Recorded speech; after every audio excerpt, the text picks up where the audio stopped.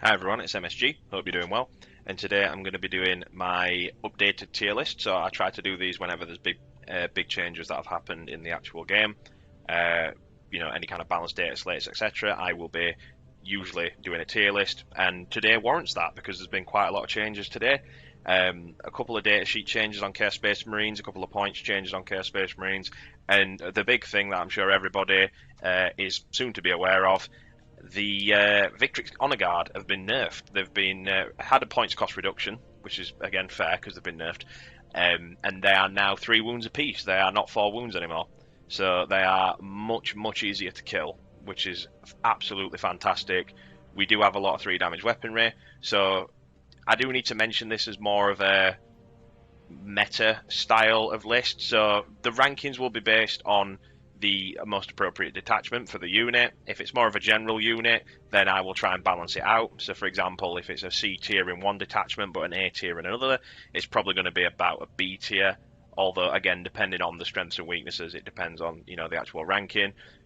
Number 2, it's going to be subjective, so obviously these are going to be my opinions. I will try to keep impartial as possible, but you are going to get my opinion. Number 3, if you disagree with my opinion and you're reasonable about it, I would like to hear about why you disagree in the comment section. Mainly because I enjoy discussing it with people. It's nice to actually get a different perspective. If I feel like I've got something wrong, as I'm sure many people will say this, I will, I'll acknowledge it and I'll take it in stride, because we're all human.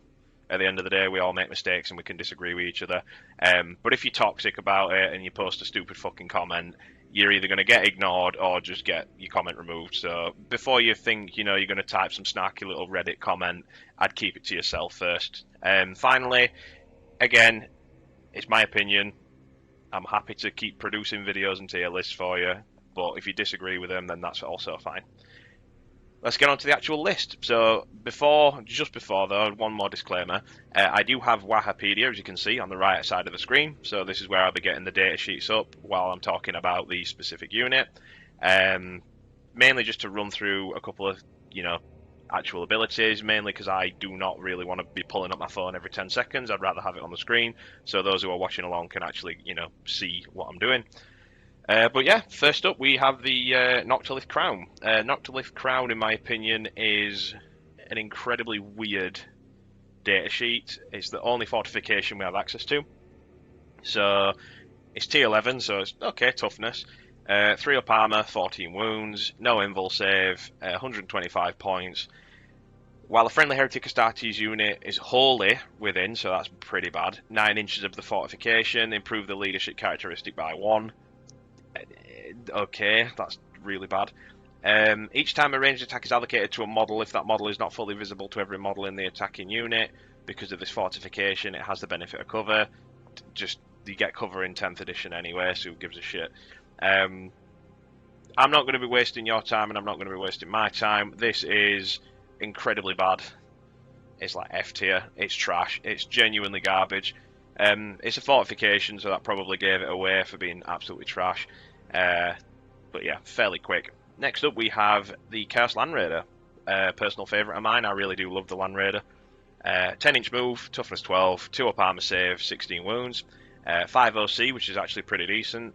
It's 220 points. I believe it went down either in the last data slate or the one before that. It went from 240 to 220, which is absolutely spectacular. It has a deadly demise D6, so if that does go off, you've got 6 mortal wounds potentially going through to by enemies within 6 inches, and allies, unfortunately.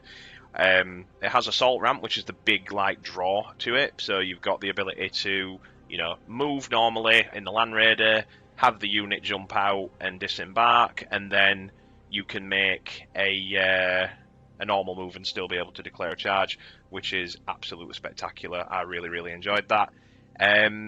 Again, it's got some pretty good shooting. So, for example, it has your heavy bolter. It also has your soul shatter las cannons. It's got 4 of them. It also has a havoc launcher, which is pretty good for dealing with chaff because it's strength 5. So most T3, T4 infantry are getting wounded on 3s. Overall, though, it does bracket. So at 5 wounds, despite being incredibly tough, like the Land Raider for me is like the gatekeeper for, can it kill a Land Raider, and if it can, then that means the unit is good at dealing with you know, your heavy toughness stuff. If you can reliably kill a T12 unit, then obviously you've got a lot of you know, benefits to your army essentially. So the anti-tank shooting would be really good. It's essentially a Havoc squad mixed with a Rhino. So for example, the Havocs with the las cannons, you've got 4 of them. Havoc las cannons are slightly better, primarily because they have the, you know, that ignores all modifiers, whereas this one doesn't. However, if you fail a Dark Pact and you take D3 mortal wounds, on a 3 or a 4 or higher, you're going to lose a Havoc, which potentially, if you don't have the Sergeant, is going to take a las cannon off. Whereas the Land Raider, you can still keep all 4 las cannons firing. It can carry up to 12 Heretic Astartes infantry models, including Possessed and Terminators, but they do take up 2, so you can carry a squad of Possessed, squad of 5 Possessed, sorry, and a squad of 5 Terminators if you really need to do that. But again, I don't know why you do that. It's there if you need it. Mainly for the Possessed, though. I'd use it for the Possessed. You can't do Obliterator or Jump Pack models, unfortunately, as well. But having the ability to transport all of these models, up to 12 of them, so even Warp Talons can get in. Most of these models can go in without any issue. But yeah, ultimately, including Terminators, so for example, Abaddon can get in, so he can have a unit of 5 Terminators with Abaddon. Possessed, you can bring them, and obviously bring them with the Master of Possessions. Overall, though, the Land Raider, I'm going to give it an A tier. I really, really like the Land Raider. I think if you've got one, you can use it. It's definitely viable. So, for example, in Renegade Raiders, you get Assault, so you can advance him at 10-inch move and just shoot. You also get the extra AP on objectives, which is great for the Havoc launcher, because you're going to be using that to kill you know, your backline and enemy objective holders, or like deep struck infantry that have, you know, been nearby, because it's got 48-inch range, so it's pretty good. Heavy bolter at AP2 is really nice as well. You can obviously turn it into a demon vehicle if you run it with Soulforge Warpack for a command point, and obviously you'll get the +1 to wound on the las cannons, which makes him hit very hard. But yeah, other than that, I think the Chaos Land Raider is really, really good. I think it's A tier. I'd say middle or low A tier though, but it's in a good spot. Next up, we have the Chaos Predator variant. So we've got the Annihilator first, so we'll start off with that one. Let me just have a quick look. Okay, that's perfect. And T10, so 10-inch move, T10 this time, unfortunately. 3 up armor, no invul, 11 wounds. Fairly easy to crack. They're not remarkable. They're just a regular T10. This is a tank. It shoots stuff. It's the tank. That's literally all you need to worry about it. In addition to this, they also have a dedicated role. So the Destructor is more of an anti-infantry role, so it's got obviously the auto cannons and stuff like that, whereas the Predator Annihilator has the luxury of being the big, scary, anti-monster, anti-big thing tank. So it's 135 points, so it is pretty expensive. But for what you get, it's actually pretty decent. So the loadout is, you get the Predator Twin Las Cannon, which is the one-shot, 48-inch range, strength 14, so you're wounding most things in the game on 3s. Minus 3 AP, which is great, because that either forces whatever T12 it is to a 4-up invul. In addition to that as well, it usually means that if you're shooting into something that's got a T12, so 2-up, so a Land Raider, like I've just mentioned, you're wounding it, you need a 5 to save against it, which is fantastic. In addition to that, each time a ranged attack by this model is allocated to a monster or vehicle model, you can reroll the damage roll, because it's D6 plus 1. This is very, very good. So the reroll, obviously D6 plus 1, is swingy. You don't want to really be spending a command point on damage unless you need it to go through. Having the ability to just go, yep, I can reroll it, fantastic. It's just really, really good. Excuse me, I've just got hiccups. Also works on, it says a ranged attack, so it's not specific to the twin las cannon. So you get 2 las cannons and the Predator twin las cannon as well. You also get the option to bring a either 2 heavy bolters or 2 las cannons. You're going to bring the 2 las cannons. You're just going to do that. In addition, you can bring an additional combi bolter or combi weapon. Again, it depends on what you prefer. Sometimes the weapon's better. Sometimes the combi bolter's better. It just depends on what you're up against, as well as Havoc launcher. So that's still some very good anti-chaff killing stuff, even though it is AP0. Sorry, it can be AP1 if you're on an objective in Renegade.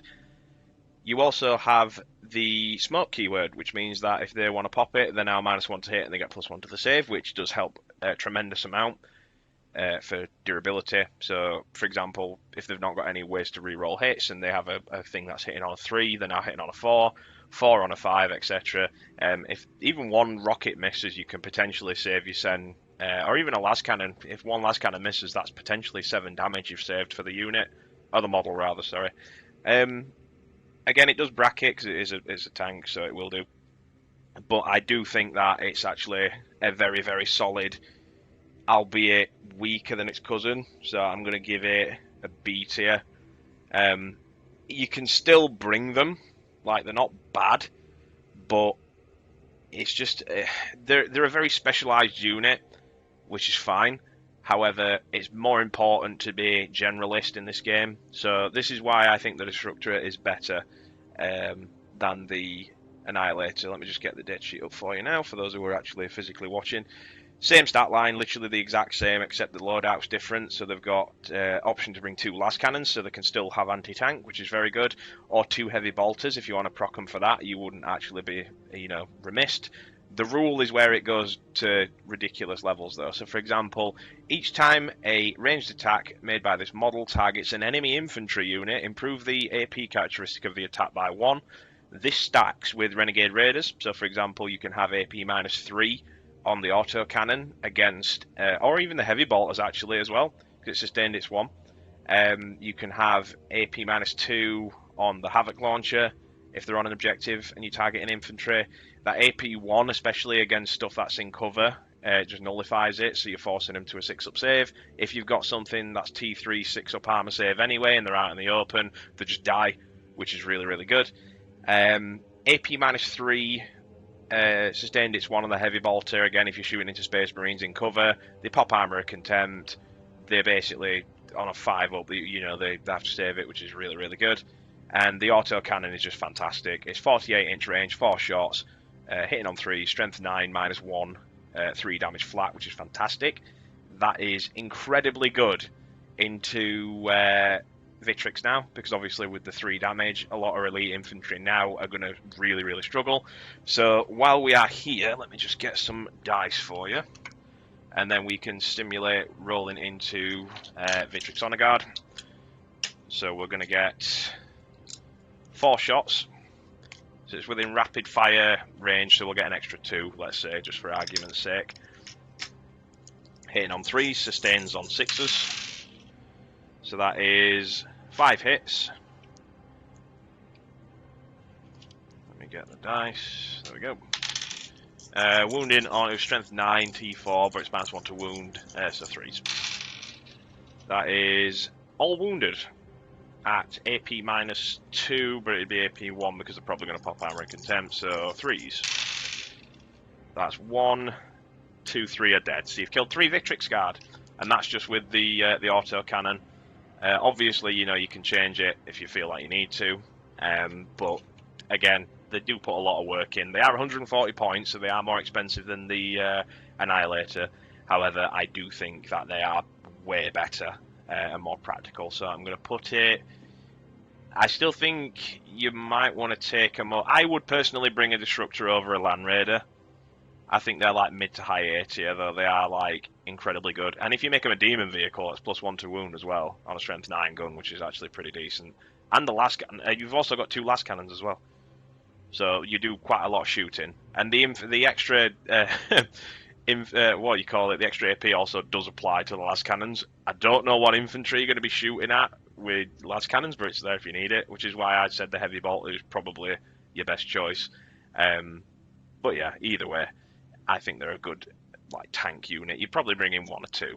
Next up we have the Rhino, the only dedicated transport unit we've got in the entire codex.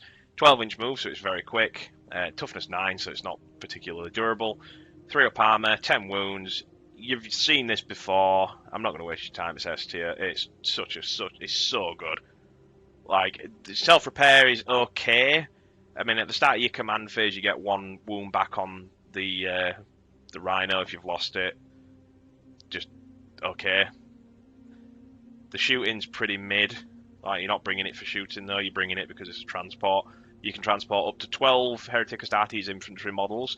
You can't transport Terminator, Jump Pack, Obliterator, or Possessed models, unfortunately.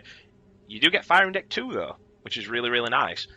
Fantastic with Noise Marines. So again, in Emperor's Children, they have the same thing where you get 2 squads of 6 Noise Marines. You put them in the vehicle, the Rhino, or even 1 actually, because it's Firing Deck 2.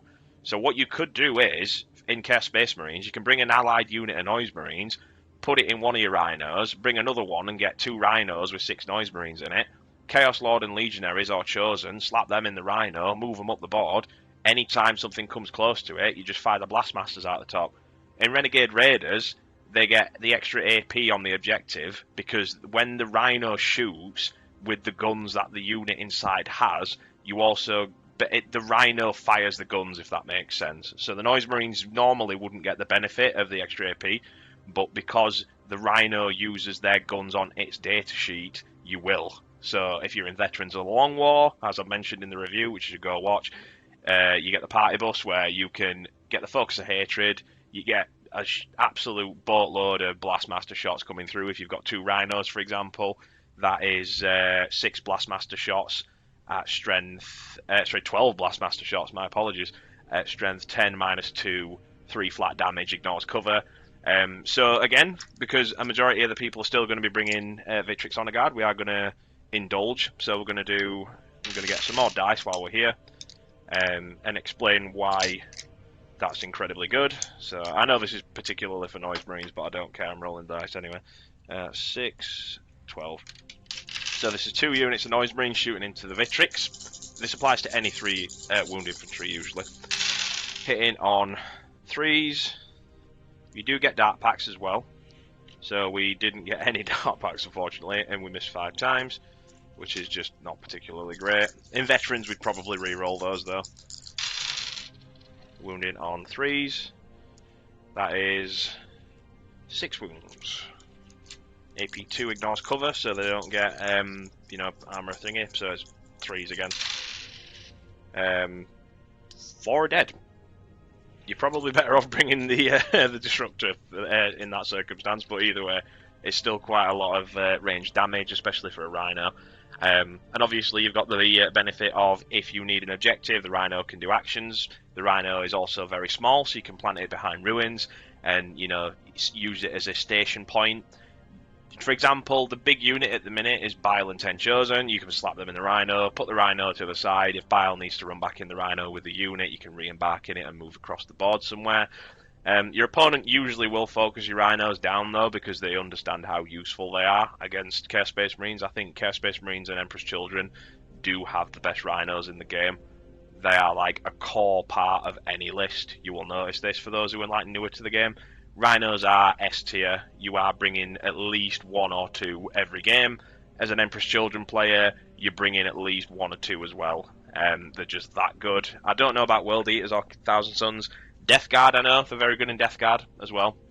Because Plague Marines are very slow. Rhinos basically just double the movement and add a bit extra. So, thumbs up, they're fantastic. Next up, Forge Fiends. So Forge Fiends have had a couple of changes recently. They've had a points cut, which is fantastic. They needed to get cut, to be fair. They are still the same old, T10, 3 up, 5 up invul, 12 wounds, 8-inch move. They've got 3d3 shots, strength 10, -3 damage flat. Just really, really nasty to deal with. Dev wounds as well on the ectoplasmic cannons and blast. They also have hazardous as well, but again, most of the time that's not really an issue. There are 170 points now, so that 10 points cut is actually pretty decent. So once again, we'll be using the Victrix Honor Guard at our punching bags today. So we'll get 3d3 shots with blast, so that's 6 plus the character, so that's 1. So it's an extra 3 shots because it's per gun. So I'll put those to the side. So 3d3 shots, that's 2, 5, 8 shots overall. I'm really running low on these rolls, Jesus Christ. Hitting on 3s. Dark Pact in for 6s, so we get 2 6s and 2 misses, so we've converted all shots, so they all hit. Strength 10 into toughness 4, but it's -1 to wounds, so 3s. Sixes are dev wounds. We didn't get a single dev wound, unfortunately, and we failed to wound twice. So that is 6 wounds, AP -3. So that's going to be 4s because they'll probably pop armor contempt. Any failed is a dead one.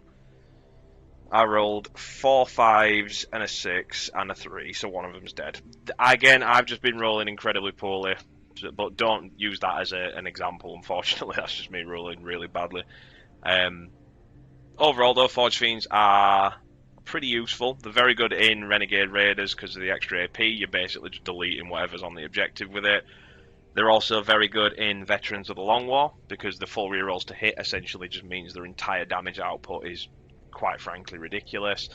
They're pretty they're also a core part of the Soulforge Warpack as well. I think Soulforge Warpack is probably the best detachment to run them in, other than Renegade or Veterans, because they're just that +1 to wound is nasty, especially on strength 10. Overall, though, they are quite slow. So they're only 8-inch move. They're a very big target. 36-inch range is nice, but it's not like any kind of long-range anti-tank is going to shoot you immediately and get rid of you immediately because your opponent knows how lethal these things are and will do everything they can to get rid of them. Overall, I would give the Forge Fiend, I think it is middle B.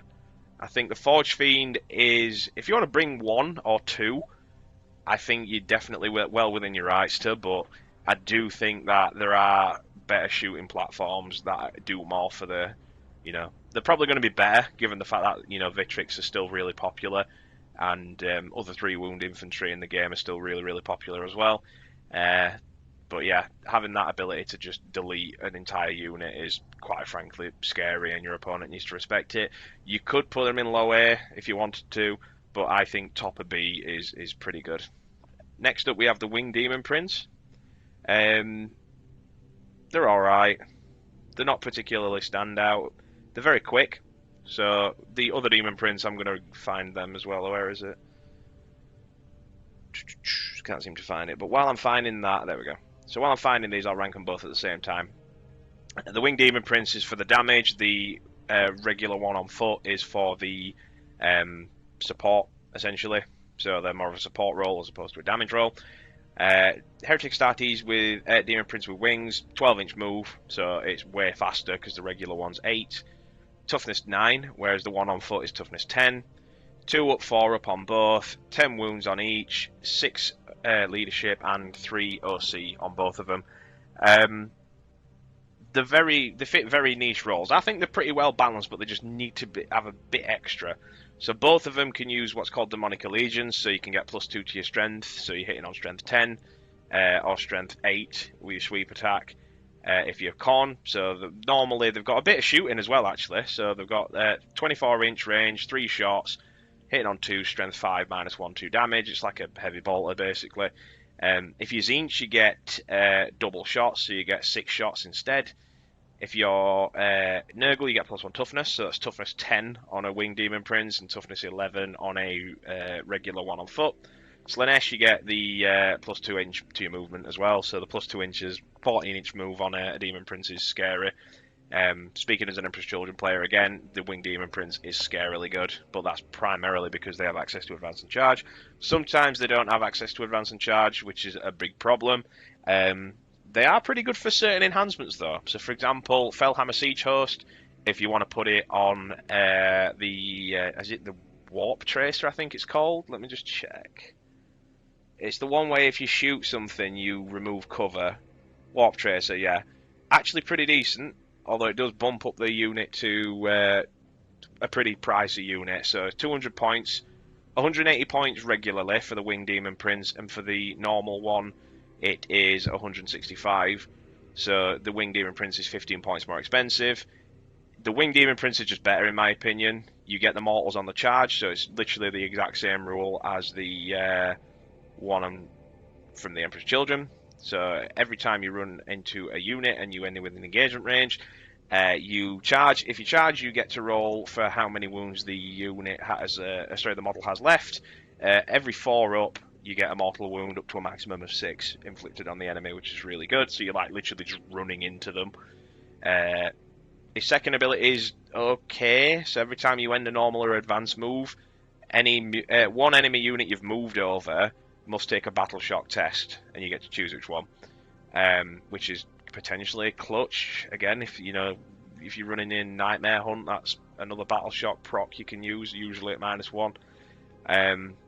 The regular one on foot, though, the Demon Prince on foot, has the ability to reroll one hit on one wound roll. I can't get my bloody words out today. Each time this model shoots or fights, while resolving those attacks, you can reroll a hit roll and one wound roll, which is nice. Extra damage is always appreciated. While a friendly Heretic Astartes unit is within 6 inches of the model, each time a ranged attack is allocated to a model in the unit, they have the benefit of cover. You predominantly have a lot of cover in 10th edition anyway, so that's not really helpful, but it's okay, it's there if you need it.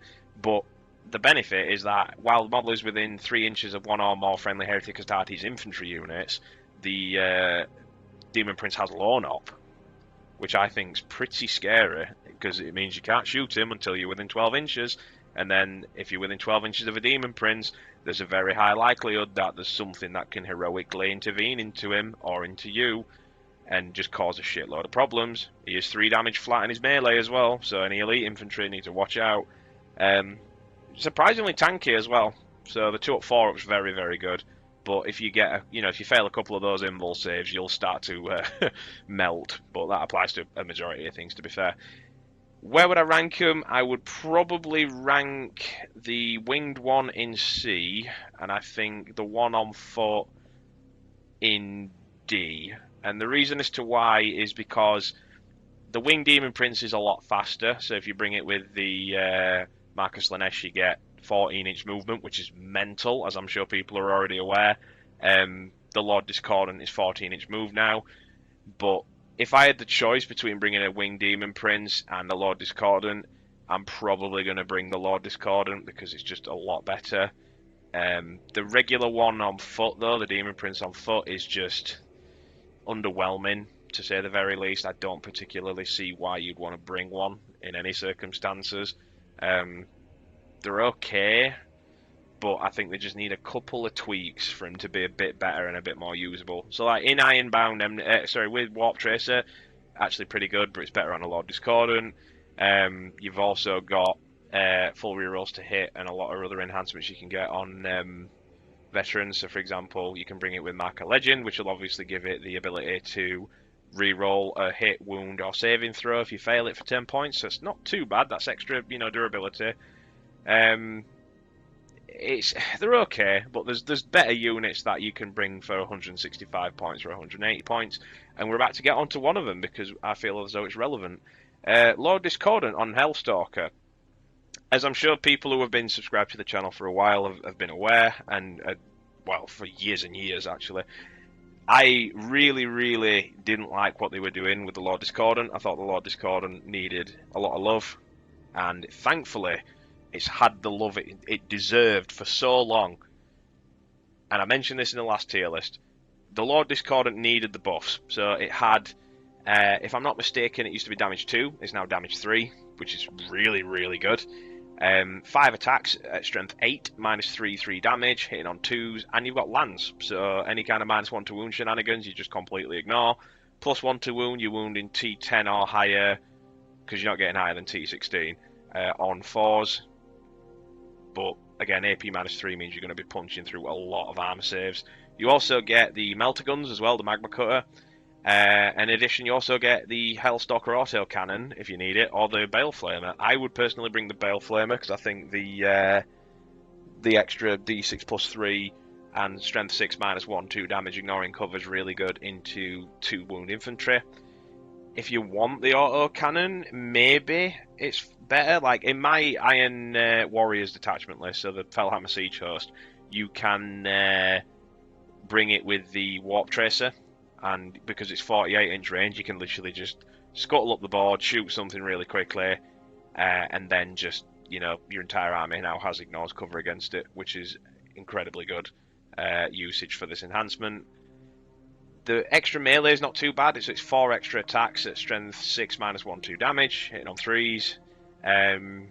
You probably don't want to bring the Technovirus Injector because It's only good against vehicles. The abilities this guy has, though, for 160 points are actually pretty decent. So at the start of your shooting phase, select one visible enemy vehicle within 12 inches of the model and roll a d6.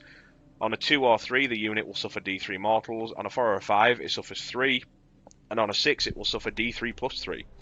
So most of the time, you're going to have vehicles suffering 3 to d3 mortal wounds on average, which is just really, really nice. Like, it's mortal wounds for free. You're going to be dealing quite a lot of damage with this guy. And at the start of your shooting phase, select one visible enemy vehicle unit. Until the end of the phase, each time a Heretic Astartes model makes an attack that targets the unit, you get to re-roll a wound roll of 1. So Havocs, anything without twin link from range. So the Annihilator doesn't really care about this for the last cannon because it can re-roll the twin linked one. But re-rolling wound rolls of 1 is still nice to have. It's really, really nice, and you get that at the start of your shooting phase, so you can do this reactively. If you notice that something's giving you a lot of trouble and you need to change targets quickly, you can always point and go, yeah, that's the one. He has a 2 up, 4 up, and he's only T9, 10 wounds though, so he's not particularly tanky. He does have 4 OC, which is actually not too bad. He's actually a pretty good enhancement for... I can't get my words out. Chassis for enhancements, sorry. So, not only is he just a really cool model, in Renegade Raiders, he is incredibly good. He wants to be in the middle of the battlefield or in your opponent's deployment zone because he's very fast, so you can use Despot's Claim. If you want in Dread Reaver as well, where you can reroll hits and wounds if you're within 12 inches, wholly within 12 inches of your opponent's deployment zone, you can reroll all hits and wounds, which is very nice. Tyrant's Lash as well, you reroll advances and you can shoot in a turn in which case you fell back, so you can fall back, shoot, and then do a lot of damage with your flamethrower potentially. You can even give him Mark of the Hound as well to potentially give him the 6-inch scout, so you've got 20-inch move on your first turn pretty much. Obviously, if you're deploying aggressively, this guy is scary. You can bring 1 or 2. I would probably just bring the 1 because he fills a specific role, but you wouldn't be remiss if you're bringing 2. Overall, I'm going to probably say he's A tier. I am so glad he's a lot better. He's like very low A, top of B, potentially. I want to put him in low A because he deserves it. In terms of like actual effectiveness, he can be quite swingy because he does have a lot of low volume of attacks. So if you miss one, it does sting. But he does hit exceptionally hard.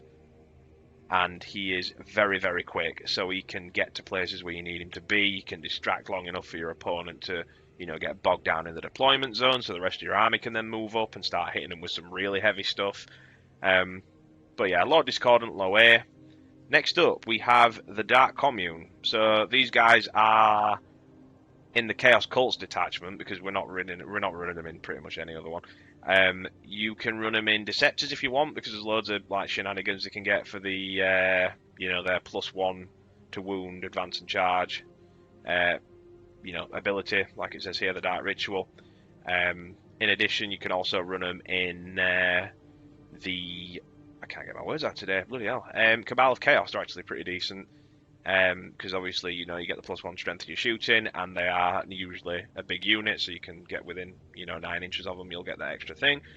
They're actually not too bad in creations of bile, so obviously you get the the +1 strength, +1 toughness.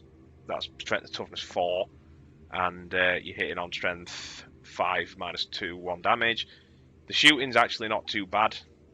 They are 90 points though. Anytime they're leading a unit, so they can lead a Cursed Cultist or Cultist Mob.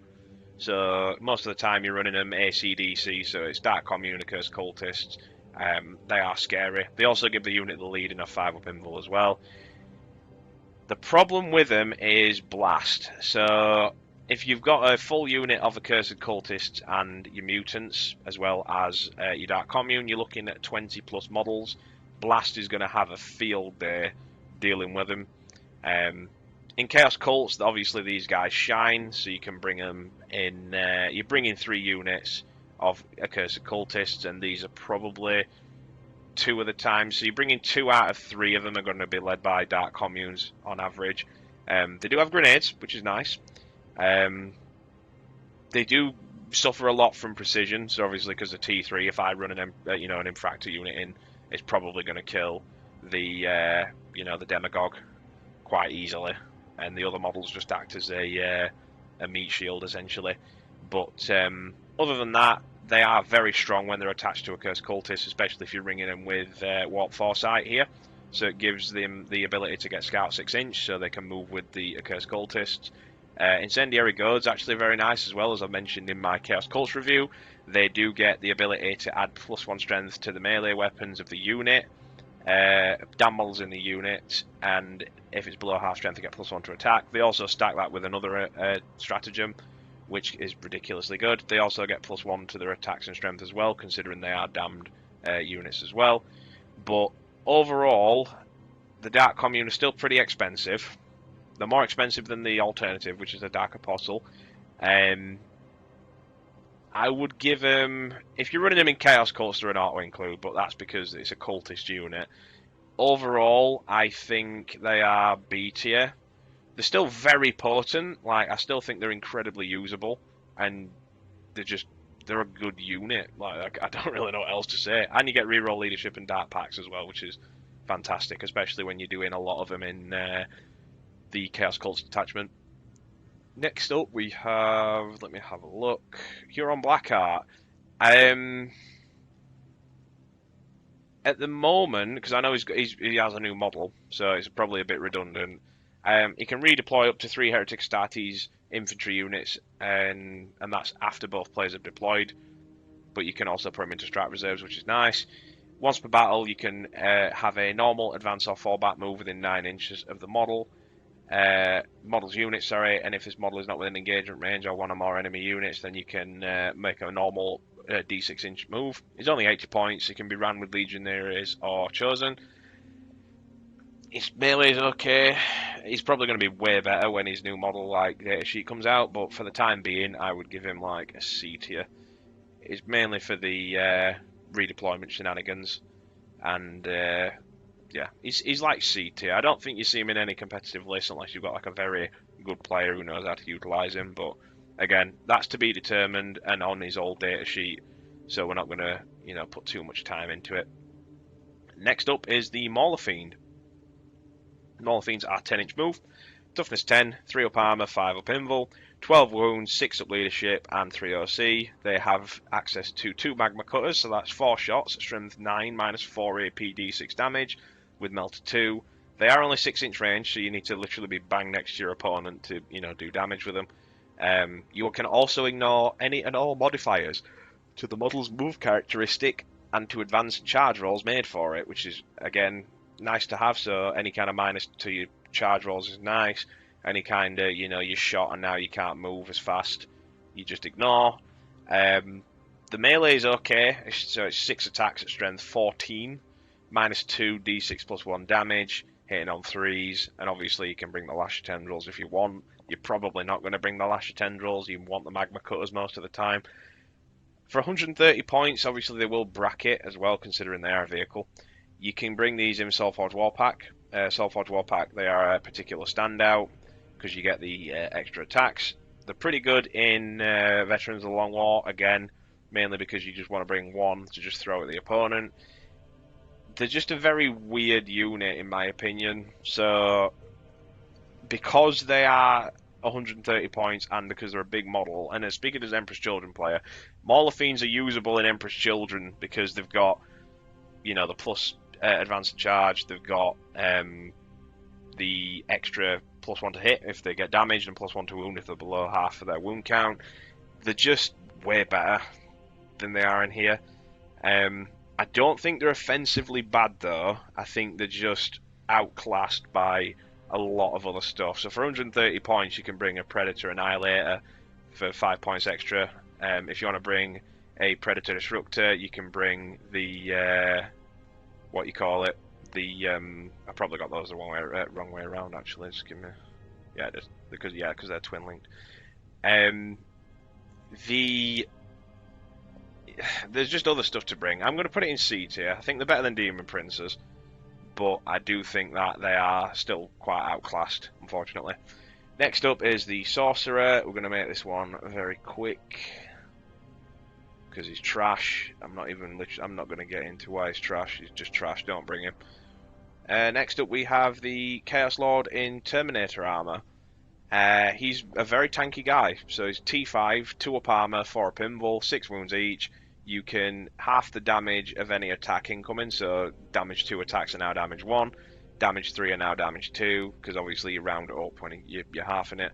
And you also get Lord of Chaos, which is the, you know, -1 to your stratagem costs, which is really, really nice. You also get the ability to just lead Terminators, because it's a Terminator Lord. Like, that's it. It's fairly straightforward. Chain Fist as well. You're bringing in probably that or a Power Fist on him. You don't really want to bring the Assaulted Weapons, because the Chain Fist is anti-vehicle 3 up. You can bring that with the Veterans of the Long War, for example. He's very good with the Warmaster's Gift. Sorry, not Warmaster's Gift, Eager for Vengeance. So then it gives him the ability to shoot and declare a charge in a turn in which it fell back. And if it made a target against your focus of hatred, you get +1 to your hit and +1 to your charge, which is nice. Again, they're also very good in Renegade Raiders, because obviously you get access to, you know, Tyrant's Lash, or not Tyrant's Lash, sorry, the Dread Reaver, where if you drop in their deployment zone, if your opponents let you get through, you can obviously get full rerolls to hit and wound, because it's Terminator. Then again, though, the Terminators already get full rerolls to hit when they're attached to a unit, and on their own, so he does get full rerolls to hit, which is really, really good, especially in melee. He is, in my opinion, standout in Fellhammer Siege Host, though, because of the Bastion plate. So you get your 10-man Terminator unit. For 10 points, you can have him when, if you fail a saving throw for the bearer's unit, you can just blank the damage, which is extremely nice to have. You basically -1 to wound, 5 up feel no pain against shooting attacks. You're very, very tanky. You can then just blank a shot that goes, blank damage that goes through, might I add. So it has to be when you fail the save, so you can use it without needing to go, do I use it and potentially risk a command point? It's no, you fail it and you can use it.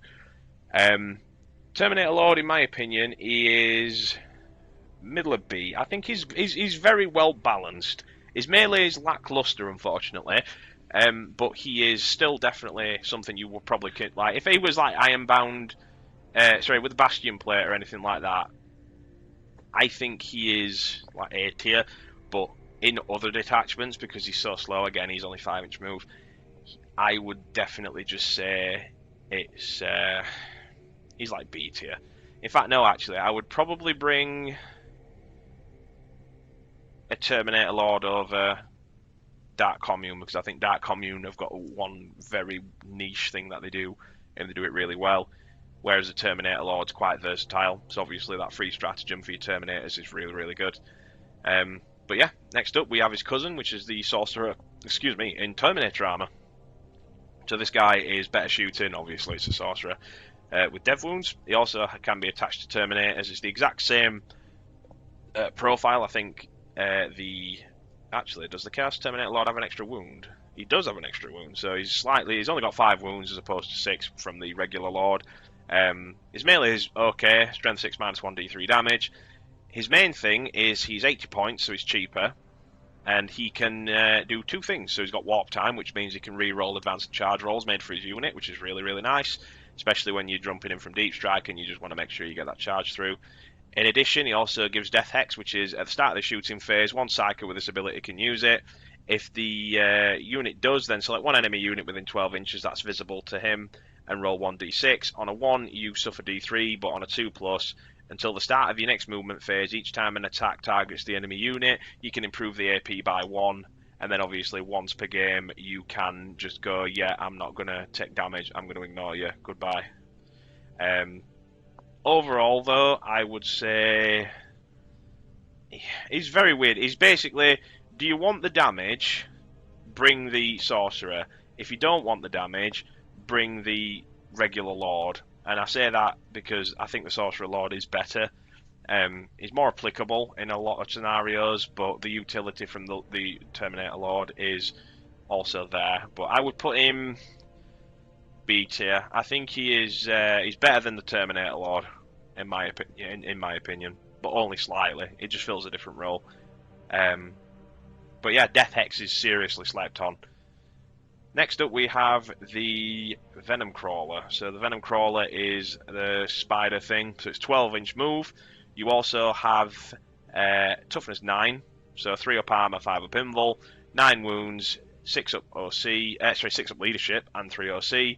You've got 12 shots as well at 36-inch range because there's 2 cannons. Excruciator cannons hitting on 3s, strength 6 minus 1/2 damage flat. And obviously you've got the exact same profile, except it's 6 attacks in melee, strength 6 minus 1/2 damage.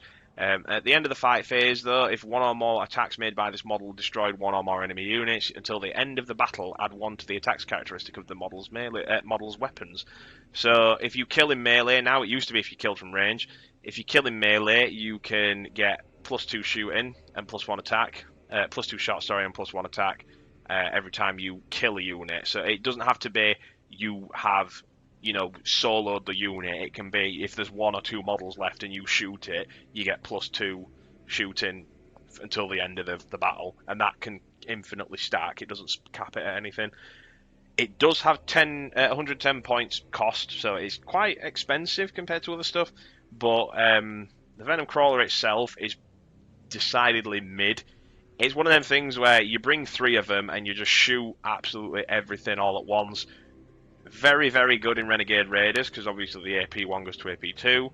You get the Mark of Nurgle or the Mark of Zinch on your Venom Crawler, and you can not obviously just deal with, the utility of Miasma, where you can just not be shot, but lethals on a 5-up are really, really good, and potentially getting sustained hits on a 5-up with Nurgle is very nice. Again, they're just very frail. You're not really gonna care if they die. They are quick, don't get me wrong. The melee's middling, the shooting's okay, mainly because it's 36-inch range. Toughness 9 is not hard to chew through, especially 9 wounds. That's any 3 damage. If you get 3 of them through, you just die. They're pretty big though as well, so you can move block decently well with the base size. Conversely though, you also makes you a bigger target. Where would I rank them? I would probably put them low B. I think that, in all honesty, I love the Venom Crawler, don't get me wrong. I think the Venom Crawler is such a cool model, but it's just unremarkable at what it does. If it had a bit extra to it, I think if you reverted it back to its old rules, you'd probably see it a bit more, and it could the mid of B tier. But the old school way was you just absolutely peppered something from range or melee, you fell back and then you got this thing to shoot it, kill it, and then you got the extra shooting for the rest of the game, and then you just keep snowballing. So your opponent has to deal with them, because it will kill, Space Marines. If any time the Space Marine fails a save against it, it's just dead. A 2-wound infantry is just dead, which is always really nice. Overall though, they also are -1 to wound from range as well from the Fellhammer Siege Host. It does say here they do benefit from that, which is great. That adds to the durability. They're okay. They're not standout. Next up we have the Chaos Spawn. Chaos Spawn are, again, strange, but I'll explain. So they've got 8-inch move, toughness 5, which is nice.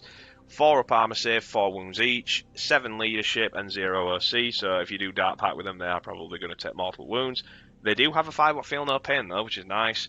And while an enemy unit is excluding vehicle units is within 3 inches of this unit, subtract 1 from the OC models of enemy models in the unit. So, for example, if there's something that's 10, let's say, I don't know, there's 10 infantry that have got 1 OC, and you put these guys next to them, you just nullify the objective. However, the problem is you have no OC, so it's kind of shit, which is annoying.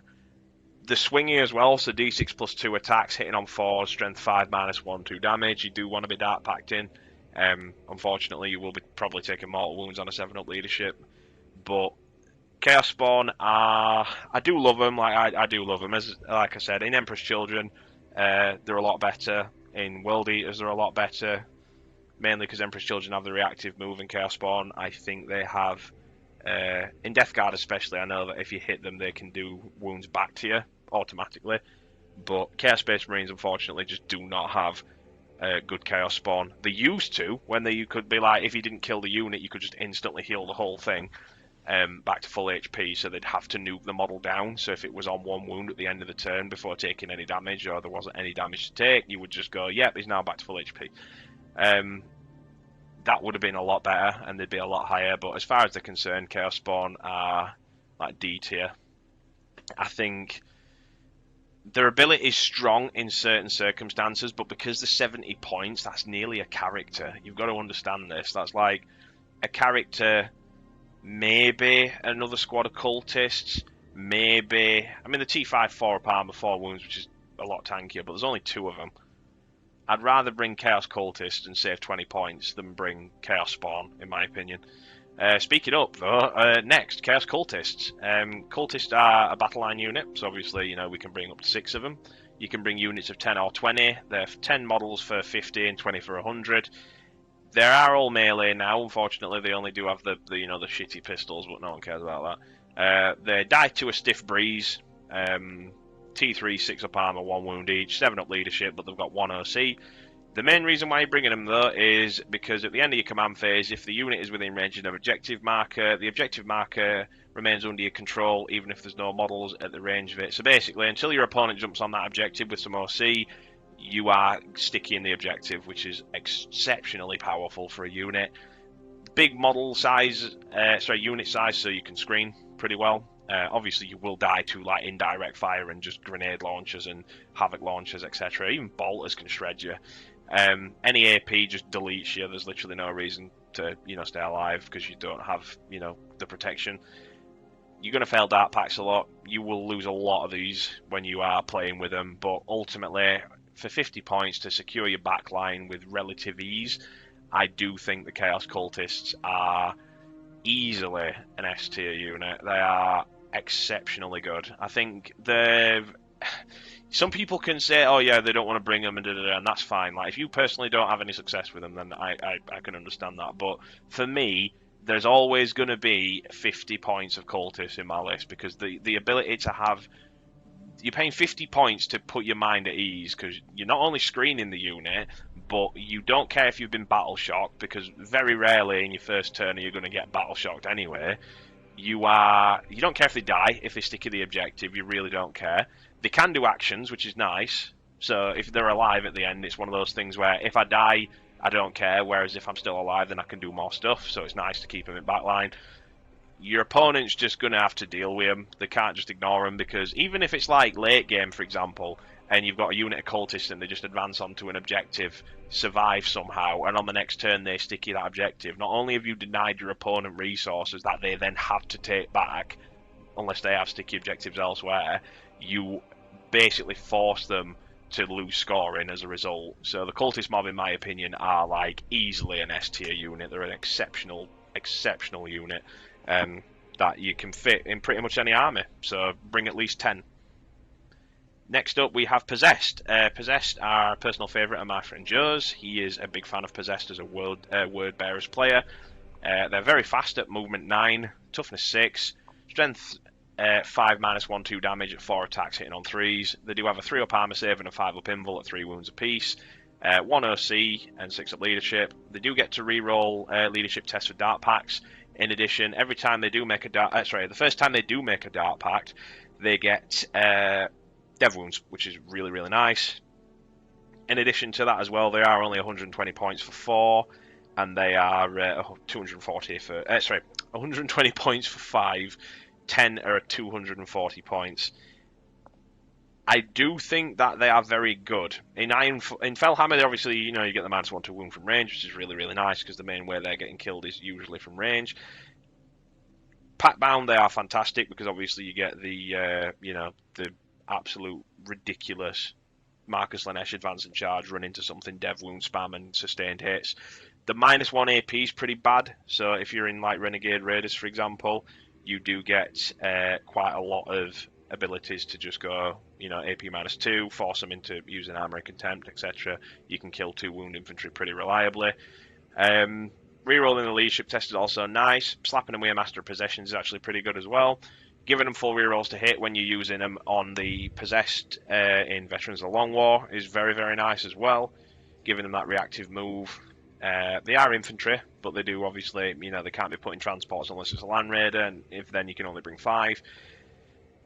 They're just a good unit. I think they're not bad, but I think they're just lacking. Like, they've got no ranged output, which is, again, that's to be expected. It's, you know, possessed. But the problem I've got is that they are awkward. So, like, they don't do, like, much what the Chosen do. They probably hit harder than the Chosen. Well, Chosen have better AP and much better strength on the weapons on average. But if you're running possessed with, like, Creations of Bile, for example, they get, like, what, +1 attack, so that's an extra 5 attacks per 5, so that's a lot more attacks if you're bringing a unit of 10. They're very predictable because they know that, you know, it's a possessed unit, they're a melee threat, they're just a bomb, you just throw it at something and it kills it. Again, they are very swingy, I found, but the dev wounds actually helps incredibly, especially because it's 2 damage apiece. Into -1 damage, they're actually very, very bad. Whereas the Chosen don't really care because most of the, you know, cursed weapons are, you know, AP 2, 1 damage each anyway, so who gives a shit. Again, they are a lot faster though, but then again, Chosen do have advanced charge. I'm going to put them, and this might be a controversial take, I'm going to put them in B tier. I think just under the Forge Fiend. I think I would... There are better alternatives that you can bring instead of possessed, like Chosen, for example, or even a squad of Legionaries. Mainly for the synergy from the army, though. So in fact, they still hit really hard. Don't get me wrong; like they still hit very hard, but they're similar to Flawless Blades, where they're incredibly good into a set amount of things, but as soon as, like, you know, -1 damage gets introduced, or armor contempt gets introduced, or, you know, being able to just get shot off the board immediately because you've only got 3 up 5 up is just... and not being able to be transported reliably as well is just strange, but either way, Possessed are B tier. I'd rather bring a Forge Fiend over Possessed, but I think I'd rather bring Possessed over a tank. You could switch those up. Next up, personal favourite model of mine, Dark Apostle. The Dark Apostle is a very nice unit for kit bashing, so you can kit bash quite, you know, very well. I've seen some very, very good kit bashes from Dark Apostles. You get T4, 3 up armor, 4 up invul, or 6 up, 4 up. So the 2 Dark Disciples with him also get the 4 up invul, which is nice. He's 4 wounds, 5 up leadership, which is fantastic. That's probably the best leadership I've ever seen, and 1 OC. He's great in Chaos Cults, so you can give him, you know, to a unit and give him the Amulet of Tainted Vigor, which then allows you to bring D3 models back in your unit. So you're running with the Cursed Cultists, and you just, you know, bring back Torments every single time they get killed, which is really, really good. If they try and precision him, obviously you've got the 4 pinballs on the Dark Disciples, so they may save a couple and get a couple of wounds, you know, that would have otherwise gone through off you. The problem is he can't be transported really well. So if he wants to be led with a unit of Legionaries, for example, he would have to have 10... sorry, he's 8, because it would be 2 plus the 1, including him, then the 5 from the Legionaries. So you've got 8 in the, you know, the, what's it called? The Rhino. So if you wanted to bring him with a unit of 10 Chosen, you'd have to get rid of a Chosen because you can't take a Dark Disciple out because he's part of the HQ unit. You need to keep the unit, you know, intact. I would personally give up the Dark Disciple, but again, that's just not rules as written, unfortunately. He does get +1 to wound, and so does the unit when it contains a Dark Apostle. Doesn't care about the Dark Disciples, so if the Apostles die, you don't get the benefit of it, unfortunately. You get +1 to wound in melee, which is really, really helpful. You know, Chosen getting that, being able to, you know, get really, really good break points, etc. is very, very nice. Legionaries do get it as well, so you get +1 to wound, and you get rerolls to wound on the objective. You can bring him with a Nemesis Claw, which is okay, I guess, but you're probably not going to do that. Once per battle as well, at the start of any phase, if you find yourself, you know, having one of your units in your army get battle shocked, you can just point at it within 12 inches, and that unit's no longer battle shocked, so this can be clutch in certain circumstances. And Malign Sacrifice is the worst ability. I'm not going to read it because it's trash. You just throw potentially throw a mortal wound at something, which is just garbage in my opinion. But either way, he is only 65 points, so he is very cheap. He does have grenades as well, so he can use that. But I do think that he's severely lacking. In Chaos Cults, he's like A tier, but in everything else, while he is cheap, it's the transport things that's the problem. If you could bring him on his own, or take out a Dark Disciple and be like, I can take out these Dark Disciples and then bring the unit of Chosen with this guy, you'd probably see him in like B tier, but as far as I'm concerned, he's unfortunately pretty bad. I'd put him just below. I'm going to have to put him with the Accursed Cultist. I think the Accursed Cultists are better in B tier, like the bottom of B, I think. I think the Venom Crawler is better than both of them, so the Venom Crawler I was probably a bit too harsh on. But these two are very niche, so the Dark Apostle's only good in, well, is best used in Chaos Cults, and so is the Dark Commune as well. Next up we have the Defiler, and it's going in F tier. It's garbage, because it doesn't do anything. It's too big, it's toughness 10, so it's easy to kill, 8-inch movement, it does hit very hard, it's strength 16 minus 3d, 6 plus 1, 5 attacks at, hitting on 3s.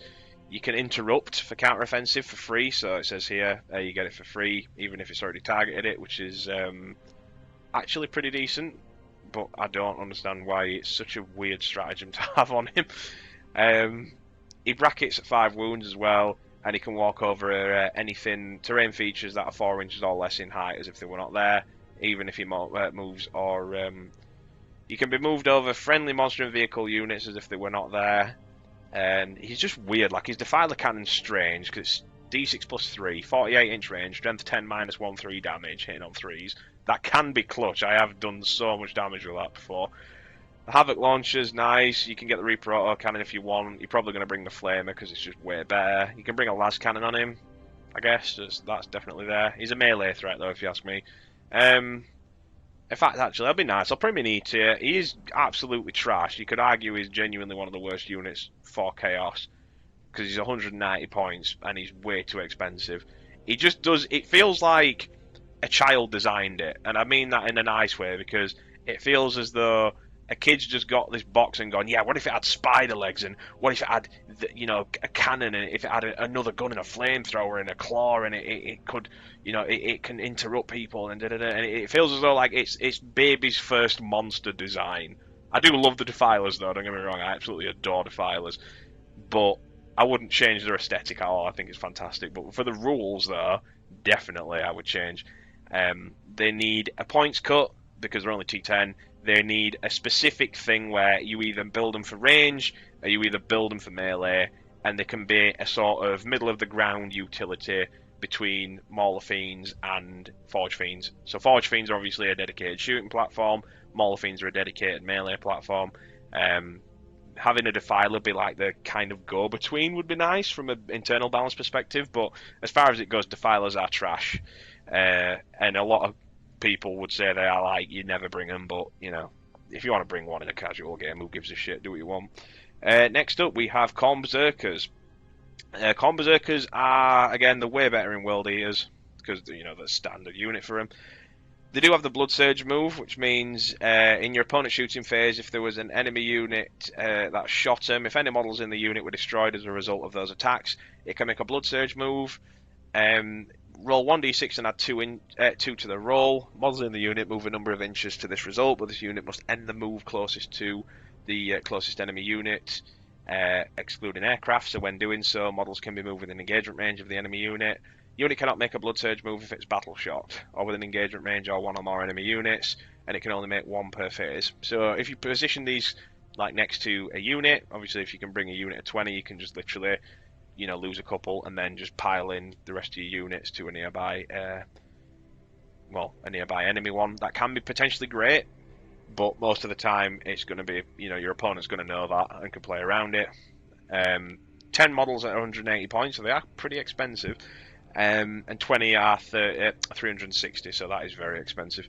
They do hit hard, so I think it's very weird how, I get why they've done it, because they're in like Horde army now, so like the World Eaters have got like 10 and 20 units as opposed to just 5 and 10. The strength 4 minus 1 damage, which I always thought was a bit strange because I would have assumed berserkers would have been typical world eater, where Death Guard are tougher than average. The Khorne berserkers I would assume would be strength 5 because I think that's pretty reasonable. Slaanesh infantry like infractors are like average, so like strength 4-1-1, but they've got like a precision gimmick because of the skill, I suppose. And Rubric Marines have got just better gunfire, which makes sense. But again, that's so strange. Eviscerators are nice, so it's just a heavy melee weapon, pretty much. It's just strange because they don't really synergize well with you know. I mean, they are battle line, which is nice, and they do have 8-inch move, which is, you know, they're fast, but they're just still Marine profiles at the end of the day. They are OC2, so again, that's also really nice because you can just swamp the objective with OC and OK melee. But in my opinion, you're probably wanting to bring Legionaries instead. Excuse me, I just had to yawn them, my apologies. But yeah, Khorne berserkers are okay. I would put them in like probably like middle of the ground C tier. I think they're okay. Like you're not probably going to bring them, but if you want to, then no one's really going to say no. Next up, Fabulous Bill himself, good old fabulous Bile. He is an incredible unit, which is so nice to say because he deserves it. He's T4 3-up armor, 5 wounds, and he's got an acolyte, which can obviously act as a you know, a meat shield if stuff goes through. His ability for the acolyte is very good because it's once per turn. So every time a model receives an attack and it goes through, if it's got bile in the unit, so if it's attached to the unit, you can just blank the damage, which is really, really nice. And it doesn't say you had to get rid of the acolyte either. So you can just blank the damage, and then the acolyte can stay in Bile's unit. So if you try and precision him out, you've still got an extra layer of, you know, potentially tanking. I don't know. Let's say you've got a precision shot from an Emperor's Children Tormentor, and it goes through, and you know it does 6 damage. You would probably just kill Bile outright. The acolyte can, not only if you've already used the blank, let's say, and you blank the damage, you can then tank that hit on the actual acolyte and then take him away. It doesn't specify if the acolyte needs to be alive. It says only if Bile is. So technically, even if the acolyte gets killed and Bile is still around, you can still use it. I don't think that's the way it's intended, but I'm just reading it as rules as written. He did get a points increase because he went from 80, I think, to 100 recently. He has a 5-up feel no pain too, which is very, very helpful. The main thing as to why you're bringing him, though, is because he's an auto-include in his detachment, Creations of Bile, because obviously you get to roll your choices again. If you get to pick 2, and you get to re-roll choices reactively, depending on who you're playing against, which again is super, super strong. He gives +1 strength and +1 toughness to the bodyguard unit, so you've got strength 6 chosen at toughness 5, which is very helpful and is a staple in most lists. He's also got the ability to just get back up on a 2-up if he dies, and he gets his full wounds remaining. For 100 points, he's pretty good. He's obviously S tier. Like, he is, like I said, auto-including Creations of Bile. Like, he's just absolutely spectacular. Primarily just for the utility of the actual detachment rule, being able to re-roll stuff. So let's say you get +1 strength and +1 ballistic skill. You can keep the +1 strength and just re-roll the ballistic skill. B allows you to do that, which can potentially make a difference between winning a game. But yeah, I think he is S tier. While we're on the topic of it, though, let me just get them out of the way because we've already spoiled it. Chosen are also going into S tier, in my opinion. I think this is S tier is more of a in no particular order. It's just they're there. Chosen are originally, when the edition came out, Chosen were ridiculously overpowered and they got toned down a bit. But now Chosen are starting to get an emergence, especially with Bile. On their own, I think Chosen are about A tier, maybe B. But I think Chosen with Bile, well, let's put it this way, it's a staple. Like, a lot of Chaos lists are running Bile with Chosen because of the fact that the +1 strength's really good. You're wounding T3 infantry on 2s now, so you're not getting caught up in combat as much as you thought you would by like crappy chaff infantry. And you're also wounding a lot more, tougher things. So Plague Marines, you're winning on 4s instead of 5s. And that stacks with his abilities, by the way. So if you get +1 strength and +1 toughness in the bile detachment, you are now toughness 6, strength 7, 3 wounds each, which is stupidly good. Obviously, that you have to get lucky, but either way, like, these are just really, really strong. Very good rule. So they get Chaos Icon, which allows them to reroll Dark Packs, which is fantastic. So you're not losing models on a regular. The melee is very good. So the strength 5 -2, 1 damage, strength 6 with bile, obviously. 4 attacks hitting on 3s. You do get a pair of cursed weapons as well on 2 of them. I think it's in a unit of 10 you get. Yeah, so you get 2 of them, so that's 5 attacks each, strength 5 -2, 1 damage, but you get twin links, so still hitting on 3s. Finally, obviously, you get the Power Fist, so you get 4 attacks on the Power Fist, which is great, more than the Terminators, because the Terminators are 3 attacks each. Strength 8 -2, 2 damage. Very good for killing your, Space Marine style stuff, so your 2 wound infantry is going to hit Power Fist being punched into them. The rule Chosen Marauders for the data sheet ability, they get to shoot and declare a charge in a turn in which it advanced or fell back. Just really fucking good. Like, it's just a super solid rule. You're fast, you can not really get caught in anything. Granted, you still will get caught in a certain couple of scenarios, but realistically, you can be led by it's a player issue at that point, but you can also be led by Abaddon, so he's actually, the 5 Chosen are actually the best bodyguard for Abaddon now, because he gets Abaddon advance and charge, or fall back, shoot and charge. You get Chaos Lord on him, which is again another staple, so you get the, for the utility for the stratagems. So in Veterans of the Long War, Chosen are very, very nice. Even in like Deceptors, Chosen are pretty good, because you can infiltrate the Legionaries up, and then bring the Chosen up with bile and just start killing everybody, and potentially soul switch with Master of Executions on the attached unit, because it does say that Master of Executions can be joined to the unit as well. It's just a really, really good unit. Like, I think Chosen are S tier. Speaking of Abaddon, he is next. Abaddon is... People say he's either really, really good or really, really shit. I'm in the opinion of he is meh. Like, he's decidedly meh.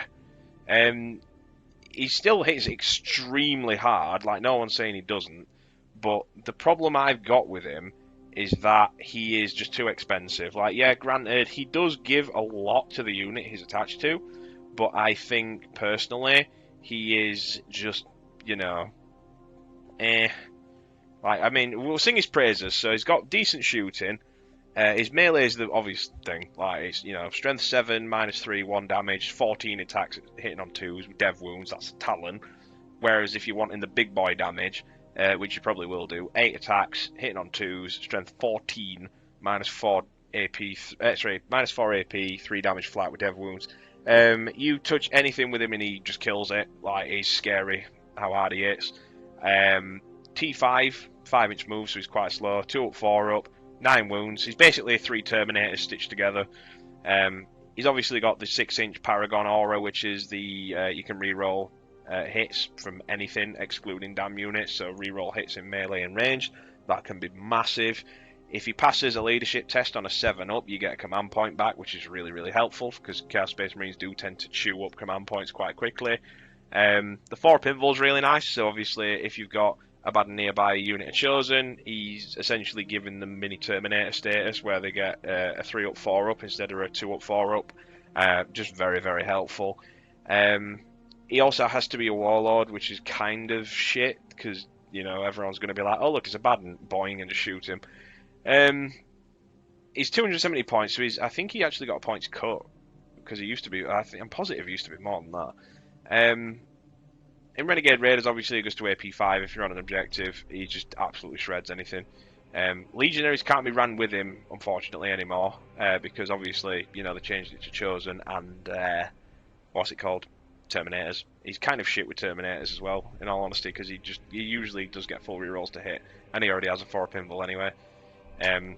But yeah, Abaddon, in my opinion, I'm going to put him like there. I think middle of B. he's just there, in my opinion. Some person's probably punching the monitor right now, saying this guy's a stupid fucking idiot. Abaddon's too fucking low, and then there's another person going, yeah, Abaddon's way too high.